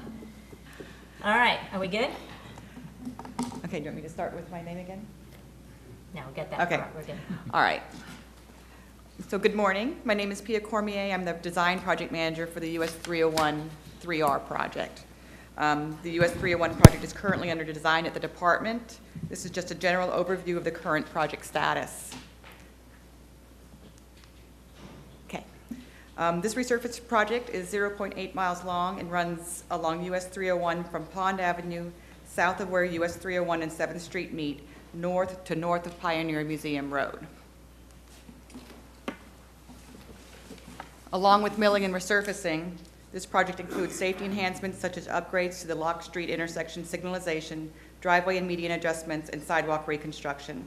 This project is funded for construction and scheduled to let for construction in February of 2019. Construction should begin in spring of 2019 and last for approximately 15 months. To the south of our current project, I'm not even going to touch this thing, the US 301 bypass is 2 lanes with marked bike lanes on the shoulders. To the north of our project, US 301 is a 4-lane section, 2 northbound lanes and 2 southbound lanes with marked bike lanes on the shoulders also. The typical section within our project limits consists of 3 11-foot lanes, northbound and southbound, as shown on this slide. As you know, Complete Streets was adopted in September 2014 by the department and is a policy that requires the DOT to review each transportation project from the point of view of all potential roadway users, including bike riders, pedestrians, and special needs users. Complete Streets promotes safety, quality of life, economic development in Florida, and parallels local efforts to encourage policies requiring communities to design and build streets with all users in mind equally. With this in mind, the DOT evaluated options to connect the existing bike lanes to the north and south of our project and developed the concept of a lane reduction to incorporate buffered bike lanes. By eliminating the outside travel lane in each direction, our proposed typical section would allow for 2 12-foot lanes and a 7-foot buffered bike lane. The bike lane would integrate a 5-foot bike travel lane with a 2-foot buffer to separate the bikes from vehicular traffic.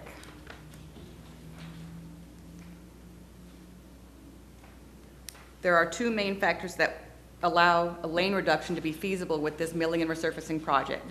First, since we have to restripe the pavement after resurfacing anyway, striping for a lane reduction does not add any cost to the construction.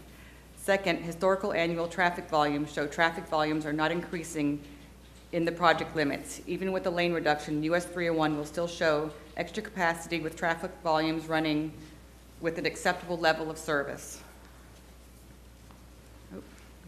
These. The benefits of incorporating a buffered bike lane into an existing facility include improved overall safety, It reduces merge and weave movements and conflicts. It reduces crossing distance and exposure for pedestrians. It reduces bottleneck at lane transitions by eliminating the merge. It provides opportunities for dedicated turn lanes. It allows for better speed management, and it provides for more comfortable pedestrian environment. It also improves bike connectivity by providing connections to existing bike facilities to the north and south, connections to planned trail facilities such as the Lock Street Trail or Hardy Trail, and providing improved connections into downtown Dade City. The DOT has conducted community outreach with the City of Dade City, various community churches and support organizations at the Pioneer Museum, and gathered local support from the area BPACs. Notably, this concept can be completed within existing pavement width with no impacts to the existing curbs and no right-of-way to acquire, allowing us to incorporate a buffered bike lane within the milling and resurfacing project with only minor additional cost. Reviewing available crash data, I don't have a slide for this.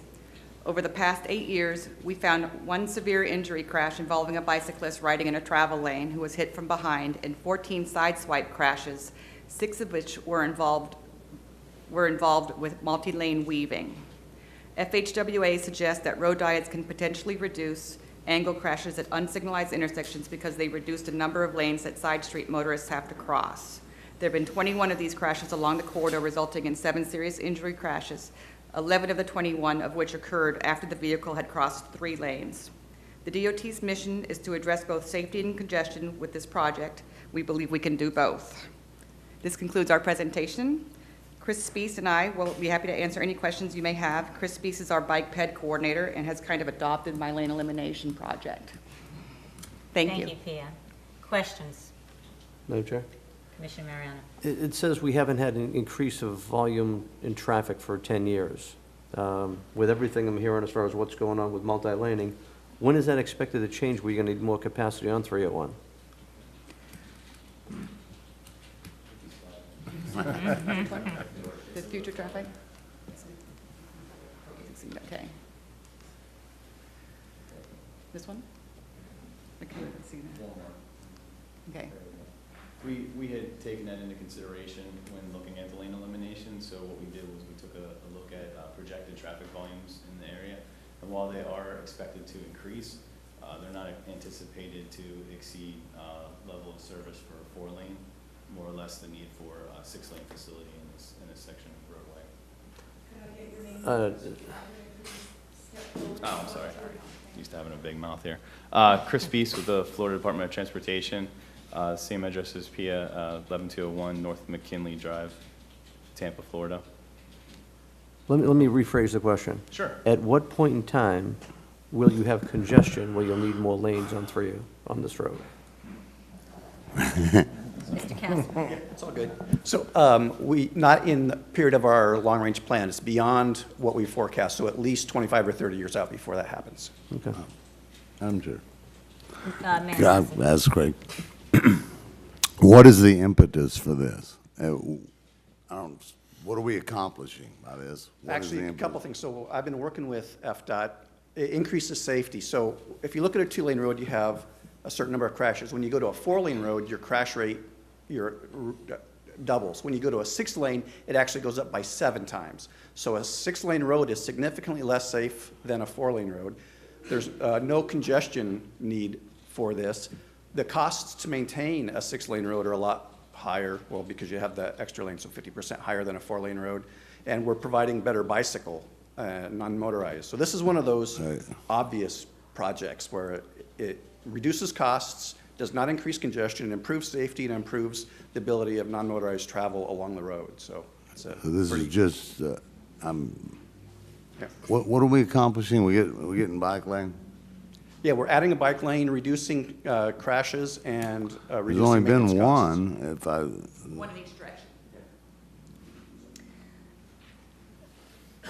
I think let me, just so everybody understands the story. I know this has been talked about a lot. We've had several workshops in Dade City. Obviously, this is in Dade City. We've got the the old Likes Pasco, which is now the Dade City Business Center. I know we were kind of surprised because you had actually come to us at our workshop one time, and I know we've had several since then. I think it's grown to be not only this reduction of the lanes, but in addition to that, I will say FDOT has bent over backwards, I'll use that expression, to try to accommodate and to answer questions that they had about turn lanes into the Pioneer Museum and the Business Center, and then some congestion and some backup at lights. So I know we didn't come and you approached us, not the other way around. And so it's been a learning process through all of that. And yes, I think some say it's just been a bike lane. But I think in addition to that, as you said, it's all about not only adding the bike lane, but the connectivity, the safety, and some other issues with trucks and things. My understanding also is that the property owners involved, which is Likes Pasco and the Pioneer Museum, where major events are happening, because there was a lot of discussion about backup and things happening there. In this project, there was also extension of the turn, what do you call this? Yeah, we're looking at the southbound left turn lane into Pioneer Museum, extending that turn lane so there's not an opening there. So that allows more capacity to make a left turn into Pioneer during their, fairly often they have events over the winter. And then there was a coordination of the lights, which I think was not dependent on this study. So that was all, I think that was not the initial thing, that these were all things that were added to this. And I know that was brought to the commission, and there was lots of discussion there about this project because it's something that was not going to cost the city anything, but at the same time achieve your complete streets, safe streets, and at the same time add even beautification to the project. So just for, you're giving an update today, but what is it that, I know BPAC was supportive, that was mentioned. What is it we're doing here today? The department would welcome the support of the board for the lane reduction to incorporate the bike lanes. I will just so, again, to continue this story, and Commissioner Oakley, I know this was brought in front of the commission, and it'd be amiss if I did not say that it was a split vote there. I think there was also some confusion that night, but it was a 3-2 vote. There were 3 commissioners that were against the project for different reasons. They were still not convinced that the way this project was ultimately presented was the best approach. But there were 2 commissioners, and I will say, and I was one that was very supportive of this effort, that felt that this was a good thing. It did add safety for the trucks as well as pedestrians. It did allow that connectivity to the trail that we talked about earlier. I know we talked a lot about trails today, but that was a big part. This was also in that same area where Lock Street is, and so there was a lot of this. We've had a lot of conversation about this, but that was the vote at the commission, and so I just want you to all know that here, so there's not any confusion about Dade City said versus what the support from the BPAC, some property owners, and other boards that you've mentioned here today. Commissioner Mariano. Yeah, I mean, with 301, I mean, we say our bikers won't go there. Maybe this would actually encourage them to go a little bit more. Lock Street was another part of the chain alignment of the Withlacoochee one, correct? Is 7 foot wide enough in that section if you're going to make that part of that trail, or does this tie into that? Do you want to answer that? This is not going to tie into that specific project. Do you want to answer it, or you want me to? No, it won't. It will connect the bike lanes to the north of our 0.8 mile section to the bike lanes that are marked south. So on 301 in the bypass, there's marked lanes, and north of there is also. But ultimately, the thought is that there will be people that want to get to the trail that will have to utilize the corridor, and this will provide a facility for them to be able to utilize to get to that trail. If they don't Right, have so if we're going to set it up Yeah. for that way, are we making it wide enough is my question, compared to all of a sudden you could have 12 feet, whatever it may be in the trail, and all of a sudden now you're coming down to 7? If a lot of people go that way, I mean, you feel comfortable with the size that you've got? This is the standard bike lane width that the state is going with on a facility. There isn't with this, we have an opportunity right now with the resurfacing, PIA's resurfacing project, that we can just change the line striping and provide a bike facility on this roadway without having to try and identify additional funding and purchase right away, and that will be required to get a trail facility. But an on-facility bike lane, that's the largest facility that we have, is a 7 foot buffer bike lane. So I'll ask my fellow bike riders, you feel it's sufficient to what they're looking at doing? Yeah. Sounds like they've looked into it, they want to make it safer. So, I mean, it's, Safety's that huge. safety is very important about any issue you bring up. But when they're going to change I guess the traffic light's going to change there, they're going to upgrade that and along with all this other. So I would think we'd want to be in support of this because this is going to make that stretch of the road safer. So you can't turn your back on being safe, so. I think, Mayor Massey? Yeah, the safety issue, it seems like to me, maybe I don't know how safe is safe, but would you consider this an unsafe stretch by the statistical data? There is making lefts across 3 lanes of traffic is inherently less safe than making a left across 2 lanes of traffic. Biking along this stretch is definitely not something that I would do on the sidewalk. There's a lot of, especially southbound, there's a lot of driveways on the left side that you're dodging cars that are pulling out, either backing out or pulling out forward. We estimate we can save approximately 2 crashes per year by incorporating bike lanes and doing a lane elimination on this stretch. You can stop 2 crashes a year? Did you say you can stop 2 crashes a year? An estimation is about 2 crashes a year with the statistics that we have over the past 8 years that could have been avoided if it was a 4-lane facility or had a bike lane. How many crashes have you had per year? A lot. Okay, now, you got. 166. How many? 166. Okay, I'm sorry, Yeah. It's a lot of stuff happening. Okay. I'm very Councilman satisfied. Smith? And just to make sure, the DOT was doing the resurfacing in this area, correct? Yes. And as a part of this, you look at the safety of this, and you came up with this proposal, basically, to make this area safer. So, is that right, or? It's safety and connectivity. Sure, sure. Yes, sir. So, I mean, it wasn't initiated by anybody other than the DOT, who are the professionals at moving traffic and making our roads safe. I mean, is that? That is accurate. That's right? Okay. So, I mean, and I was thinking, you know, I'm sitting here thinking about that stretch because the 3 lanes goes down, and it is a little unsafe. I've driven it a bunch of times, and you lose that lane real quick, and, you know, my concern would be the congestion it might cause later on. But if your predictions are 10 years, we're still good with that roadway, I've got to trust the professionals, I guess. That's what I'm saying. Commissioner Oakley, did you have something? I would like to move that we support this change in that road to make it safer and be a better intersection and for northern traffic too. Pioneer Museum gets very busy throughout the year, you know, so Sure does. I think that'll help that area quite a bit, and that, hopefully it'll stop a lot of accidents, so I'll make a motion we approve it. There's a motion by Commissioner Oakley. I'll second. Second by Councilman Smith. Further conversation.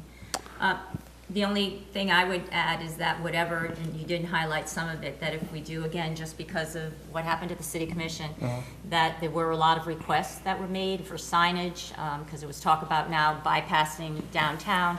There was talk of having increased signage, some beautification. I mean, all of those things that, and I know we were all very surprised at the end, but just all of those additional things that were, FDOT said that they would include, I would ask that you put that as part of this plan to just, as you move forward, to just kind of make it the best it I'll can be. make my motion and include that, so that'll be good. Yes, Do you need a motion? It's just status report, right? I mean, Well, it's just a motion of Letter of support for support. what they're actually doing for us. Gotcha. Not that it changes what they're gonna do, they're probably gonna do that anyway, so.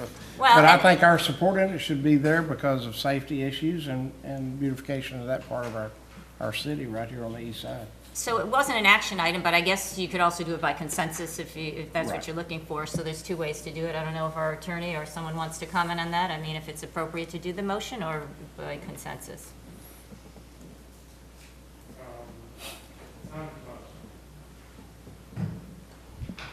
Just need a little direction, so make sure we're doing the appropriate thing, so. I think legally you're okay either way, because it's not really an action item. So if you want to make a motion just to show your support, you're welcome to do that. Yeah. Okay, thank you, I sir. think that's one. So there was a motion by Commissioner Oakley. I think there was a second on Councilman Smith. Is there further discussion? One more question. What is the total cost of this? Massive. The entire project? Yeah. I did not write that number down, but I can get back to you with it. Okay, I have to vote for anything the government can do in 15 months, so. All right.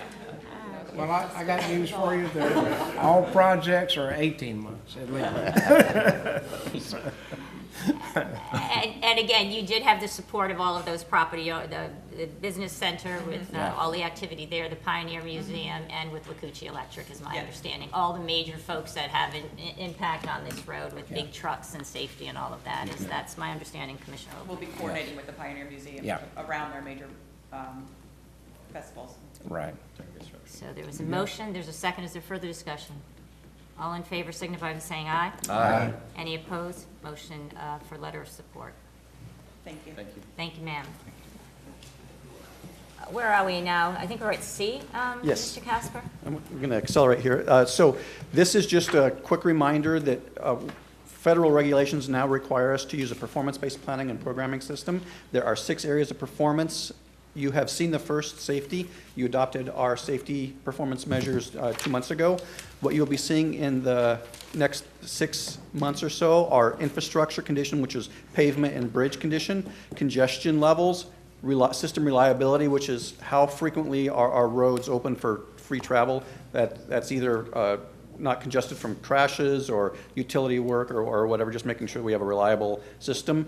Freight movement and economic vitality, and environmental sustainability. So you'll be seeing those performance measures. And so actually we can go to the next item, and I can sort of continue. So you're moving on to item E? So I'll go over here. Yes. MetroQuest. So you, at our last meeting, we are starting from our 2040 goals and then going, mixing in our performance-based requirements. So in about a week, we're going to start polling the public for a couple of months. We're going out for 60 days to ask the public to take this quiz. What they'll do, they get an explanation, and then there's some blurbs down here that they can cycle through to get some information. And then when they are ready to begin, they move to the second tab.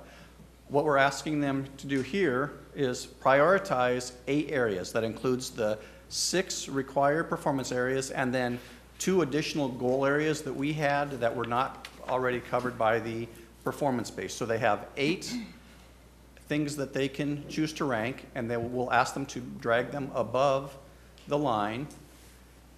And I'll just grab some real quick. Safety. And Kurt's here, so I'll make sure I get that up there. And so then they rank their top 5 in order, however they want to rank. And when they get that done, they can, and as they select each one, they get more description over here, and they can leave a comment on new and wider roads if they have a specific comment they want to make, comment on smoother roads, or if they want to suggest a different comment, they can click down here and make another priority that they would think is important. When they have ranked all their 5, they go on to the next task, which is to tell us how much more important. So how much more important is crash reduction compared to better signal technology? Is it about the same, a little more, moderately, noticeably, and significantly? So they go through and rank these, and then they tell us how satisfied they are with our crash reduction. Very dissatisfied, satisfied. If they're very dissatisfied or satisfied, they can tell us what specifically anything they want to say about it. There's a crashes here or there. Then they go through and do that for signal. It's a little more important than smooth roads. And they cycle through the 5 that they ranked and tell us how satisfied they are. Once they get that done, we're asking, it's going to make me do it. Sorry. Let's go to the next. Let's see if I can let me go to. So then they get into an issues map. And so here, they can tell us anything they want. They can zoom into an area.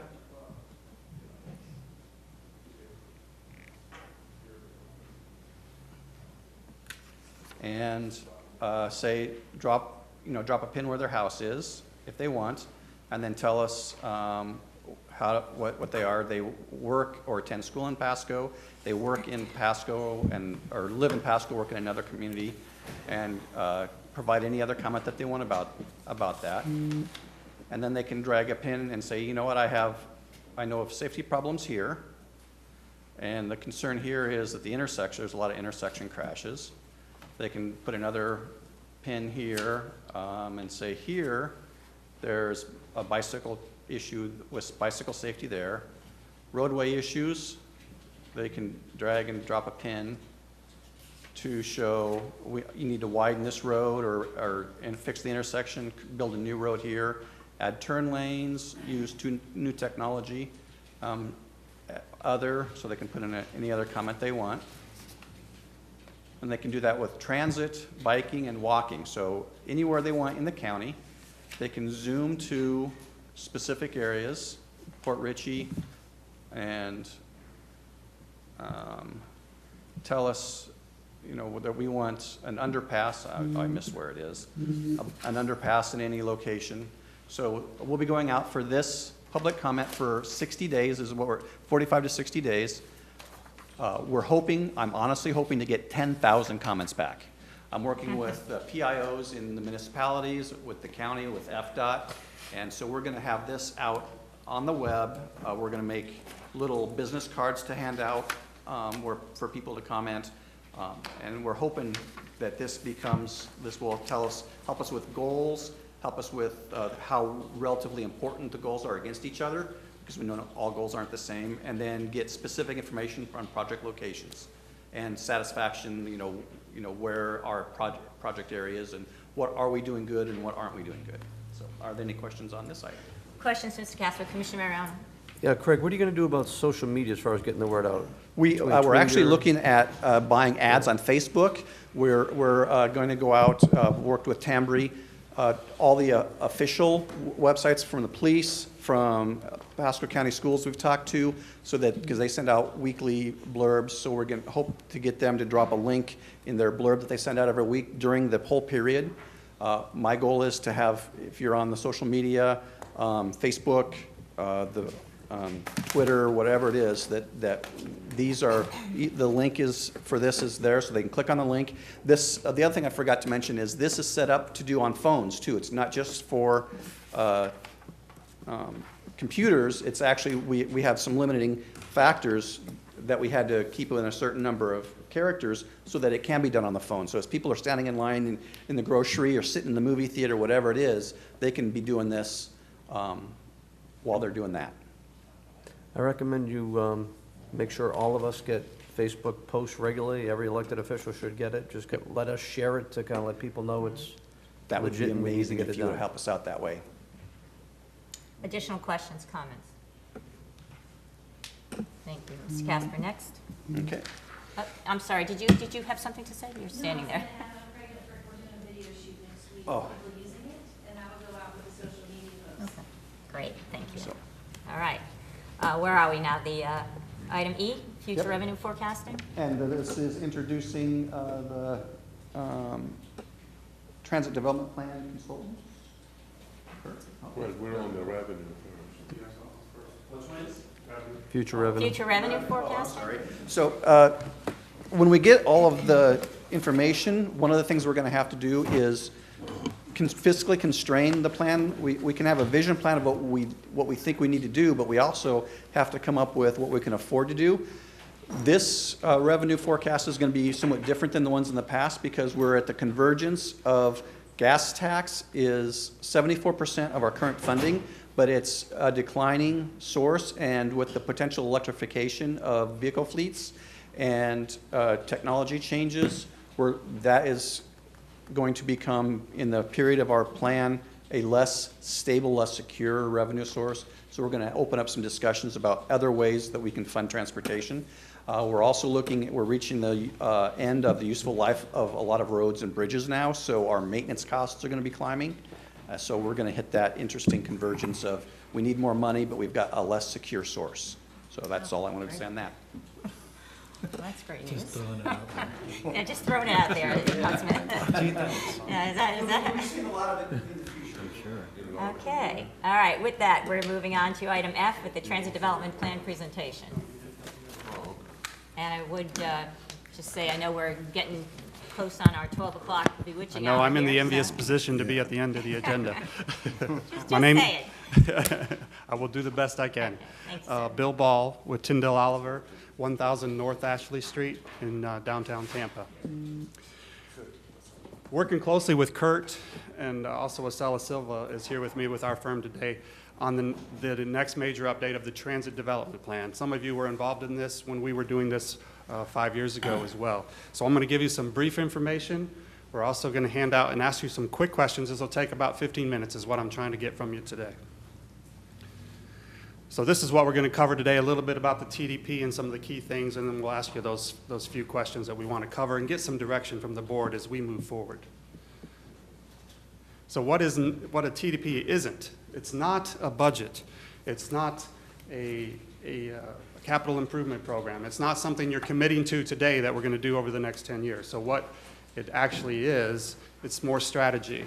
Every 5 years, transit systems in Florida are required to put together a strategy plan for the next 10 years. So this is the key things that we're going to do. We're going to take a look at the system, kind of see what's changed over the last 5 years and how we approach the next 10 years. And it's also an FDOT requirement. You get about $1 million a year for your transit system through this program. We're going to look at population growth and employment growth and densities. That's a big part of the analysis. And then there's a whole set of baseline conditions that we look at as well, including activity centers, land use, how transit can reinforce the transportation and land use relationship. Up on the right side there, of course, we coordinate with other studies and plans that are ongoing, such as the Regional Transit Feasibility Plan, other studies and land use plans that the community is doing here in Pasco.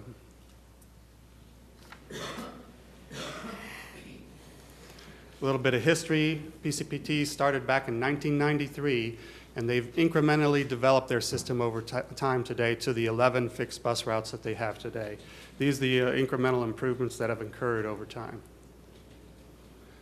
I wanted to show quickly some statistics so you can see what ridership has done. Since 2010, we've seen a gradual increase in ridership, but consistent with the industry, it peaked, and then we saw some declines. And as Kurt mentioned earlier, we've seen a reversal of that in 2017, and it looks like we're headed in that direction in this year as well. Was the peak due to gas prices? Or? It coincided more with the recession, Okay. Lower gas prices, less employment, and as that turned around, we saw some drops in ridership, pretty consistent in the industry. The amount of service put out on the street has gone up gradually, more with some improvements that were implemented in the last year or two. And then on the operating cost side, this is a good message as well. Although we see costs have gone up about 10% over this time period, if you adjust that for inflation, it's actually stayed about stable. So they've been able to increase some of the services over time, but maintain their costs at a similar level. Now we do look at some measures as well, the measures of productivity. This is the number of trips on the bus per the hours of service on the street. So if you think of a bus operating for an hour, how many passengers on the average? In 2017, that was about 10 passengers each hour of service. And that has gone down because of that ridership decline that we've seen in the years before 2017, although we're seeing that increase in the latest year, and everything indicates that that will continue to go up in 2018.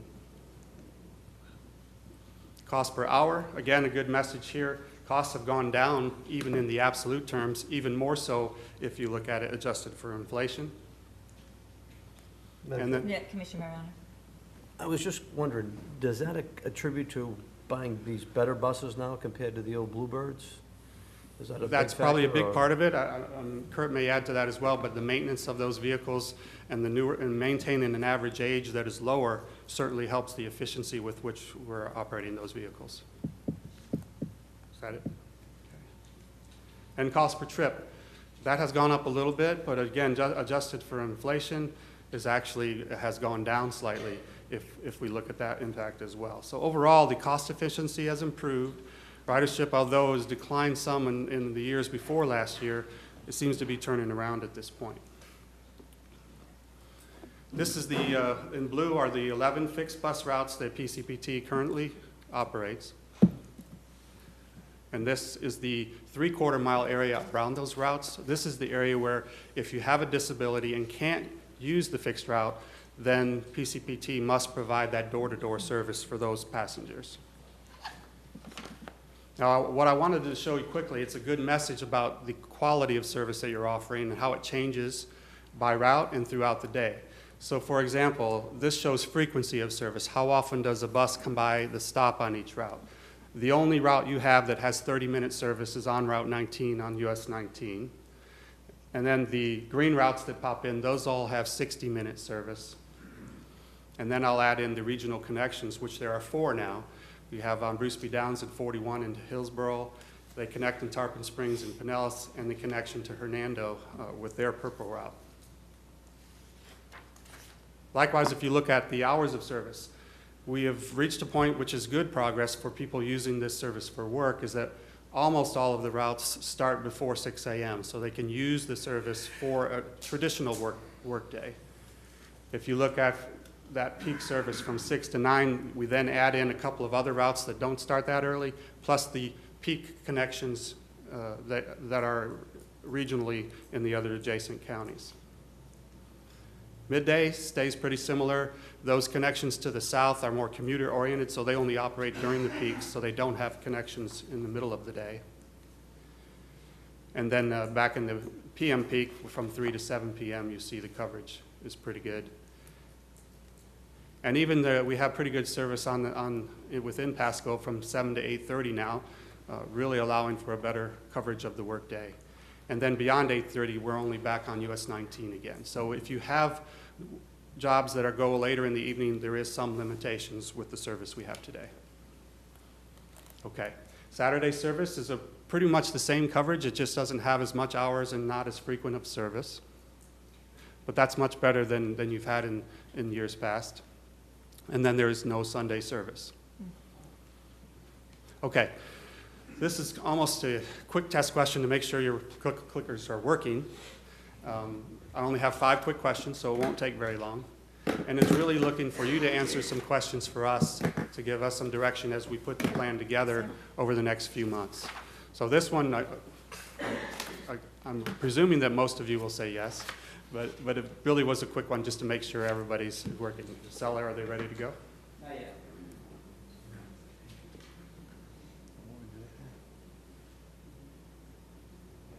Two responses so far. If you can press it again, you chose it.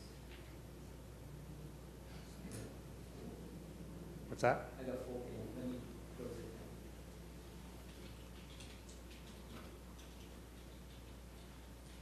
There we go.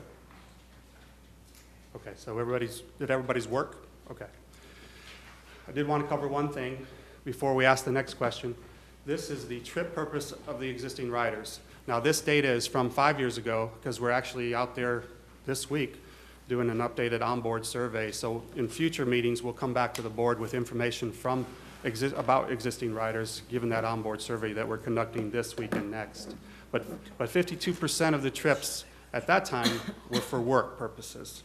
So what we wanted to ask you today was, could you pick 3 of these markets that you think are the most important things that we should be trying to target future services here in Pasco County? Just from your perspective, and we're taking this information from a bunch of different perspectives as input to this process. And you can pick 3.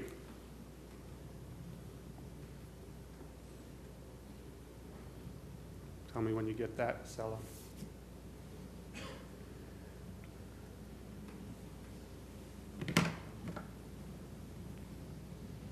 All in?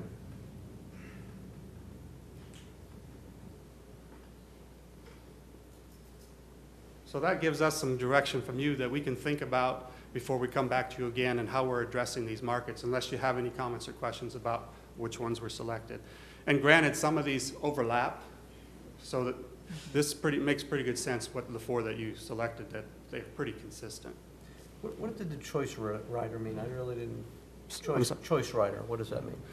Basically, that's existing riders that have another option that they could use, but they're choosing to ride the bus anyway.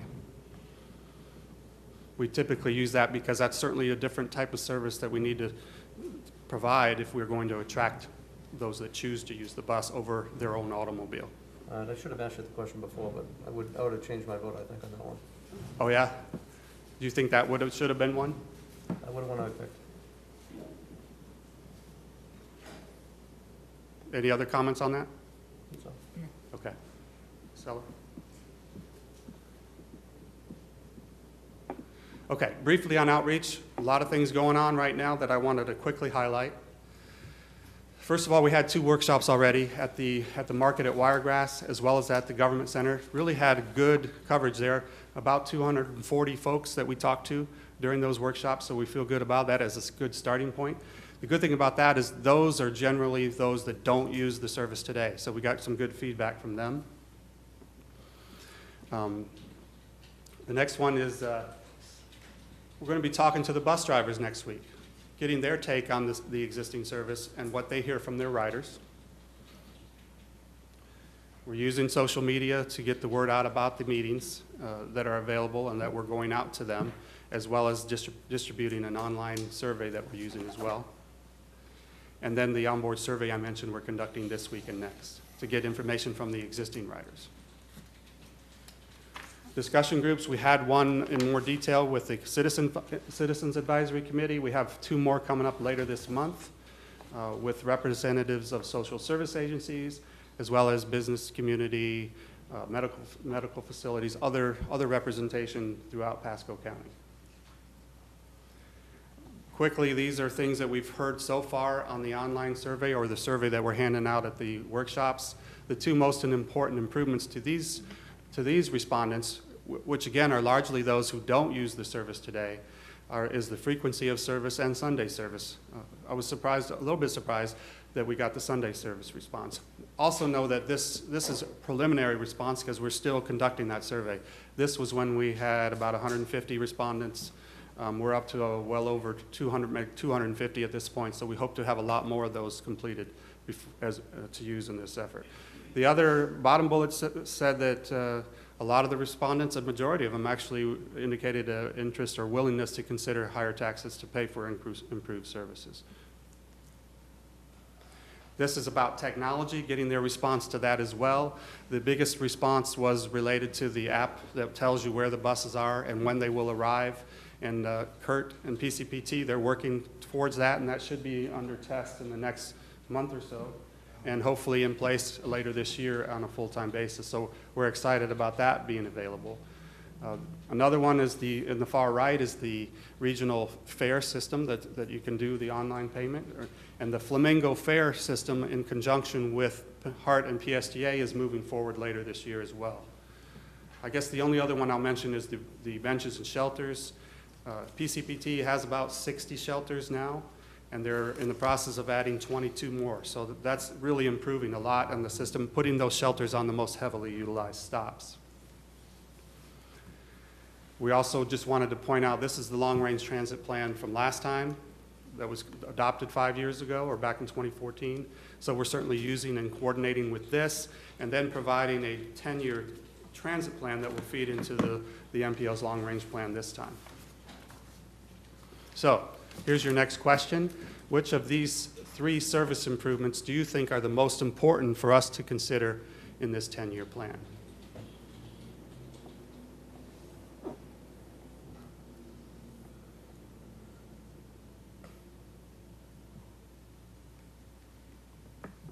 Everybody in?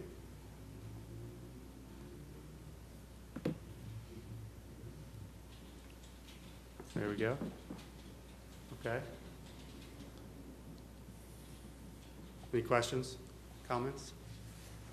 This is good. We'll use this to help guide our evaluation in the coming months.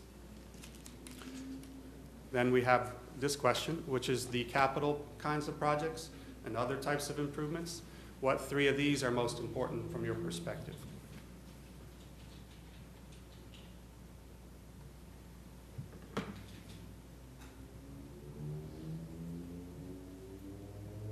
We there yet?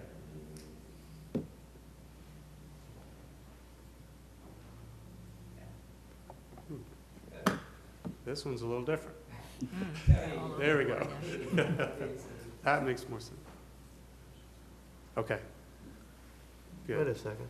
What's that? I hit better sidewalk connection, didn't show. I hit that as well. I did too. Want to try that one again? Can we reset that one? What's going on there? You guys have the data you want or what? What do you think we already knew the answers, right? I want to go back to a paper trail. You want it? All right, so you want us to do this again? Go ahead and try it again. Yeah, give it a second, it's not open yet. These things take a little time. Okay, now, please go ahead.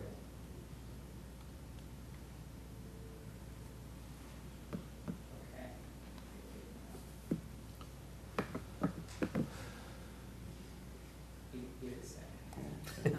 Okay, here you go. That work? Yep. Okay, good. Good. Questions about that before I flip it? Yeah, I think it's just interesting that, so if people are using the bus, they get a better way and a safer way to get there, and then when they are there, just having the shelters or the amenities to protect them there because of our what, so it makes kind of sense to me that those are the two highest. Good. The final thing I wanted to just touch on, this looks back a little further on ridership, and you see how it's had some cycles over time. And it looks like to us that that cycle is going back up now. And the last question we want to ask you is really related to what kind of, from a policy perspective, what kind of ridership objective do you as elected officials think we should target? Because when we're doing our evaluation for the market, that's the technical side. And then if you tell us what you'd like to see us shoot for over the next 10 years, then we can identify a service plan that would help, that we believe would reach that ridership objective. Then we can see how much it costs, and more than likely we won't be able to afford it, but we will know the needs plan to meet your ridership objective. And then we cut back to what we can afford, but still have those lists of unfunded projects available in the event that more funding did become available in the future. So this is the final question we have is, in your minds, what ridership objective should we set for this 10-year plan so that we can help drive and contribute to our market analysis and help us define a service plan that responds to that? Is everybody yourself? Not yet. Not yet? Not yet. I like this question. I don't know if I like this question. You How don't? many are we supposed to Well, pick let's up? see what the answer is, and then we can talk about it. Yeah, we got responses so Everybody respond, or you want to talk about it first? Hang on. far. We good. There we go. Oh, okay, that makes sense, yeah. Commissioner? I mean, I didn't respond to it. It depends what the costs are.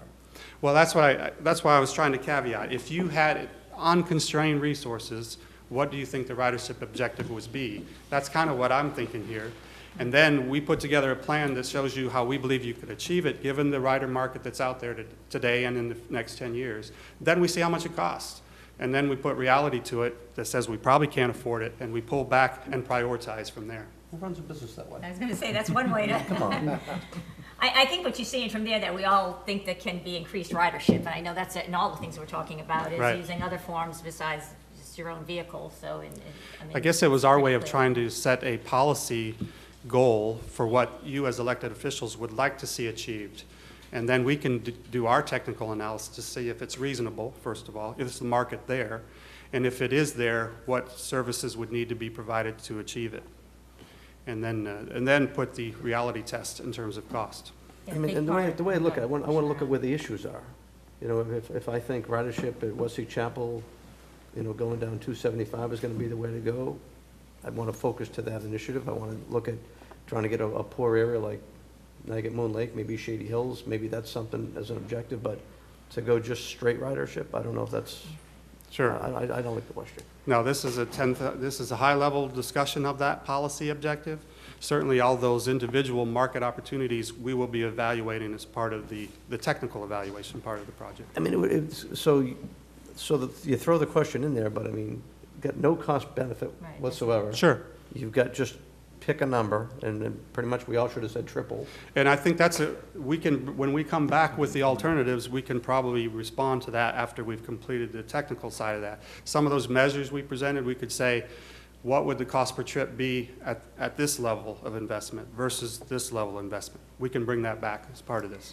I think Commissioner Mariano has a very good point. And a major part of what we do as we sit up here as a board is besides people telling us where the issues or the problems are, I mean, every time, normally today we didn't do that as much as issues and problems, and that really identifies ridership or sidewalks or roads or what we're doing. And then, of course, then the debate about what it is or isn't going to cost, and often ends up costing a lot more than what we even think, and those are how we make our decisions. So I would agree, it's very hard in a capsule here to really make a very I don't know, realistic kind of, it's fun, it's interesting, but I think the reality is that it's really kind of, not off base, but there's so much more. Oh, no, intended to facilitate the discussion. But no, you definitely got it, yeah. I think, but again, I think we all want to increase ridership. I think that's, I would agree with that. Just how we get there and how much it costs to do all that is to be determined. Well, this is just an information item today, and again, tried to keep it as concise as I could at this point, but are there any other comments or questions? These are the things we'll be working on in the next couple of months. Thank you, sir. Any questions, comments? I know we're getting late on time here for folks that have additional meetings. Any other comments? Thank you, sir. We're going to leave our little clickers over here. Mr. Casper, what do we have left here? Just a meeting of note is tomorrow morning. The TMA, the 3 MPO meeting, is at the airport. Announcements, we were successful in collaboration with Hillsborough and Pinellas in getting a grant from FHWA and financial partnership with FDOT. They're providing $250,000 match for us. And that grant is to help us start improving the resiliency and durability of our infrastructure in the face of extreme weather. Also, we are collaborating with FDOT on a household survey. You will probably start to hear from people that they're getting these surveys. It's an app that's downloadable, so look for that in the next 4 to 6 weeks. And our socioeconomic data, we have progressed far enough in our socioeconomic analysis that there's about 100,000 population in the 3 MPO area that is going above what our initial forecast was in between now and 2045. So it's splash over from Pinellas and Hillsborough, so I'll be bringing those numbers back to you formally, but it's about 100,000 right now more than we initially thought it was going to be, will be coming into Pasco in our forecast. Any questions? Thank you, sir. Questions, Mr. Casper? Just a quick thing. Commissioner Mariano? Yeah, I mean, I will say, with what we passed through today, I just want to see us really take a look at those sidewalks at Zimmerman Ranch Road, the underpass at US 19, the overpass, maybe Mead Parkway, the connection from 5A going up to Old Dixie. I mean, everything seems to be east side with all the trails, et cetera. We need to get some safety things over here. I'm on trails, look at it, it's out there. So, I mean, I'd like to see a little more balance coming over. Thank you. All right, Councilman Starr. Yeah, aside from balance, what I was going to ask is next meeting, just a few months ago, I think we had a consensus up here that the underpass under the US 19 bridge was to be fast-tracked. I know you've set up some meetings with some of the city managers and done some things behind the scenes. If you could update us on where we're at with that next meeting, that would be awesome. Yes, we were actually supposed to have a meeting yesterday that got canceled at the last minute, but we are having meetings, so yes, we'll have a good update for you next month. Yep. Thank you. Did you have something? Okay. Did you get a Ma'am, notification of that meeting yesterday? What meeting? For the underpass? Yep, it apparently it got canceled at the last minute. Right, but if we don't get a notification, we can attend anyway. Oh, you didn't get the notification? I'm sorry. I got it through the building official after it was canceled. Who were you wanting to meet with yesterday? Yeah, I don't know who you're talking about. I'd have to look in my calendar. With the sunshine law, he and I can't do the same meeting, so I'm assuming you want to meet with the city manager and then maybe one or two, because I can't meet with any of my city council members at the same time as well, so. Okay. I'm not sure what meeting you were talking about. Well, no, it was a meeting that we're having with the Harbors Group and then the technical staff at the municipalities, nailing down some of the details about the underpass. Awesome, thank you. Yep. Additional questions, comments? Thank you, sir, and I know this meeting was close to our other one, so I guess we're going to be back on track here. With that, this is the public comment portion of the meeting. Is anyone who wants to address the board at this time? Seeing none, we'll adjourn the meeting at 12:15. Thank you all.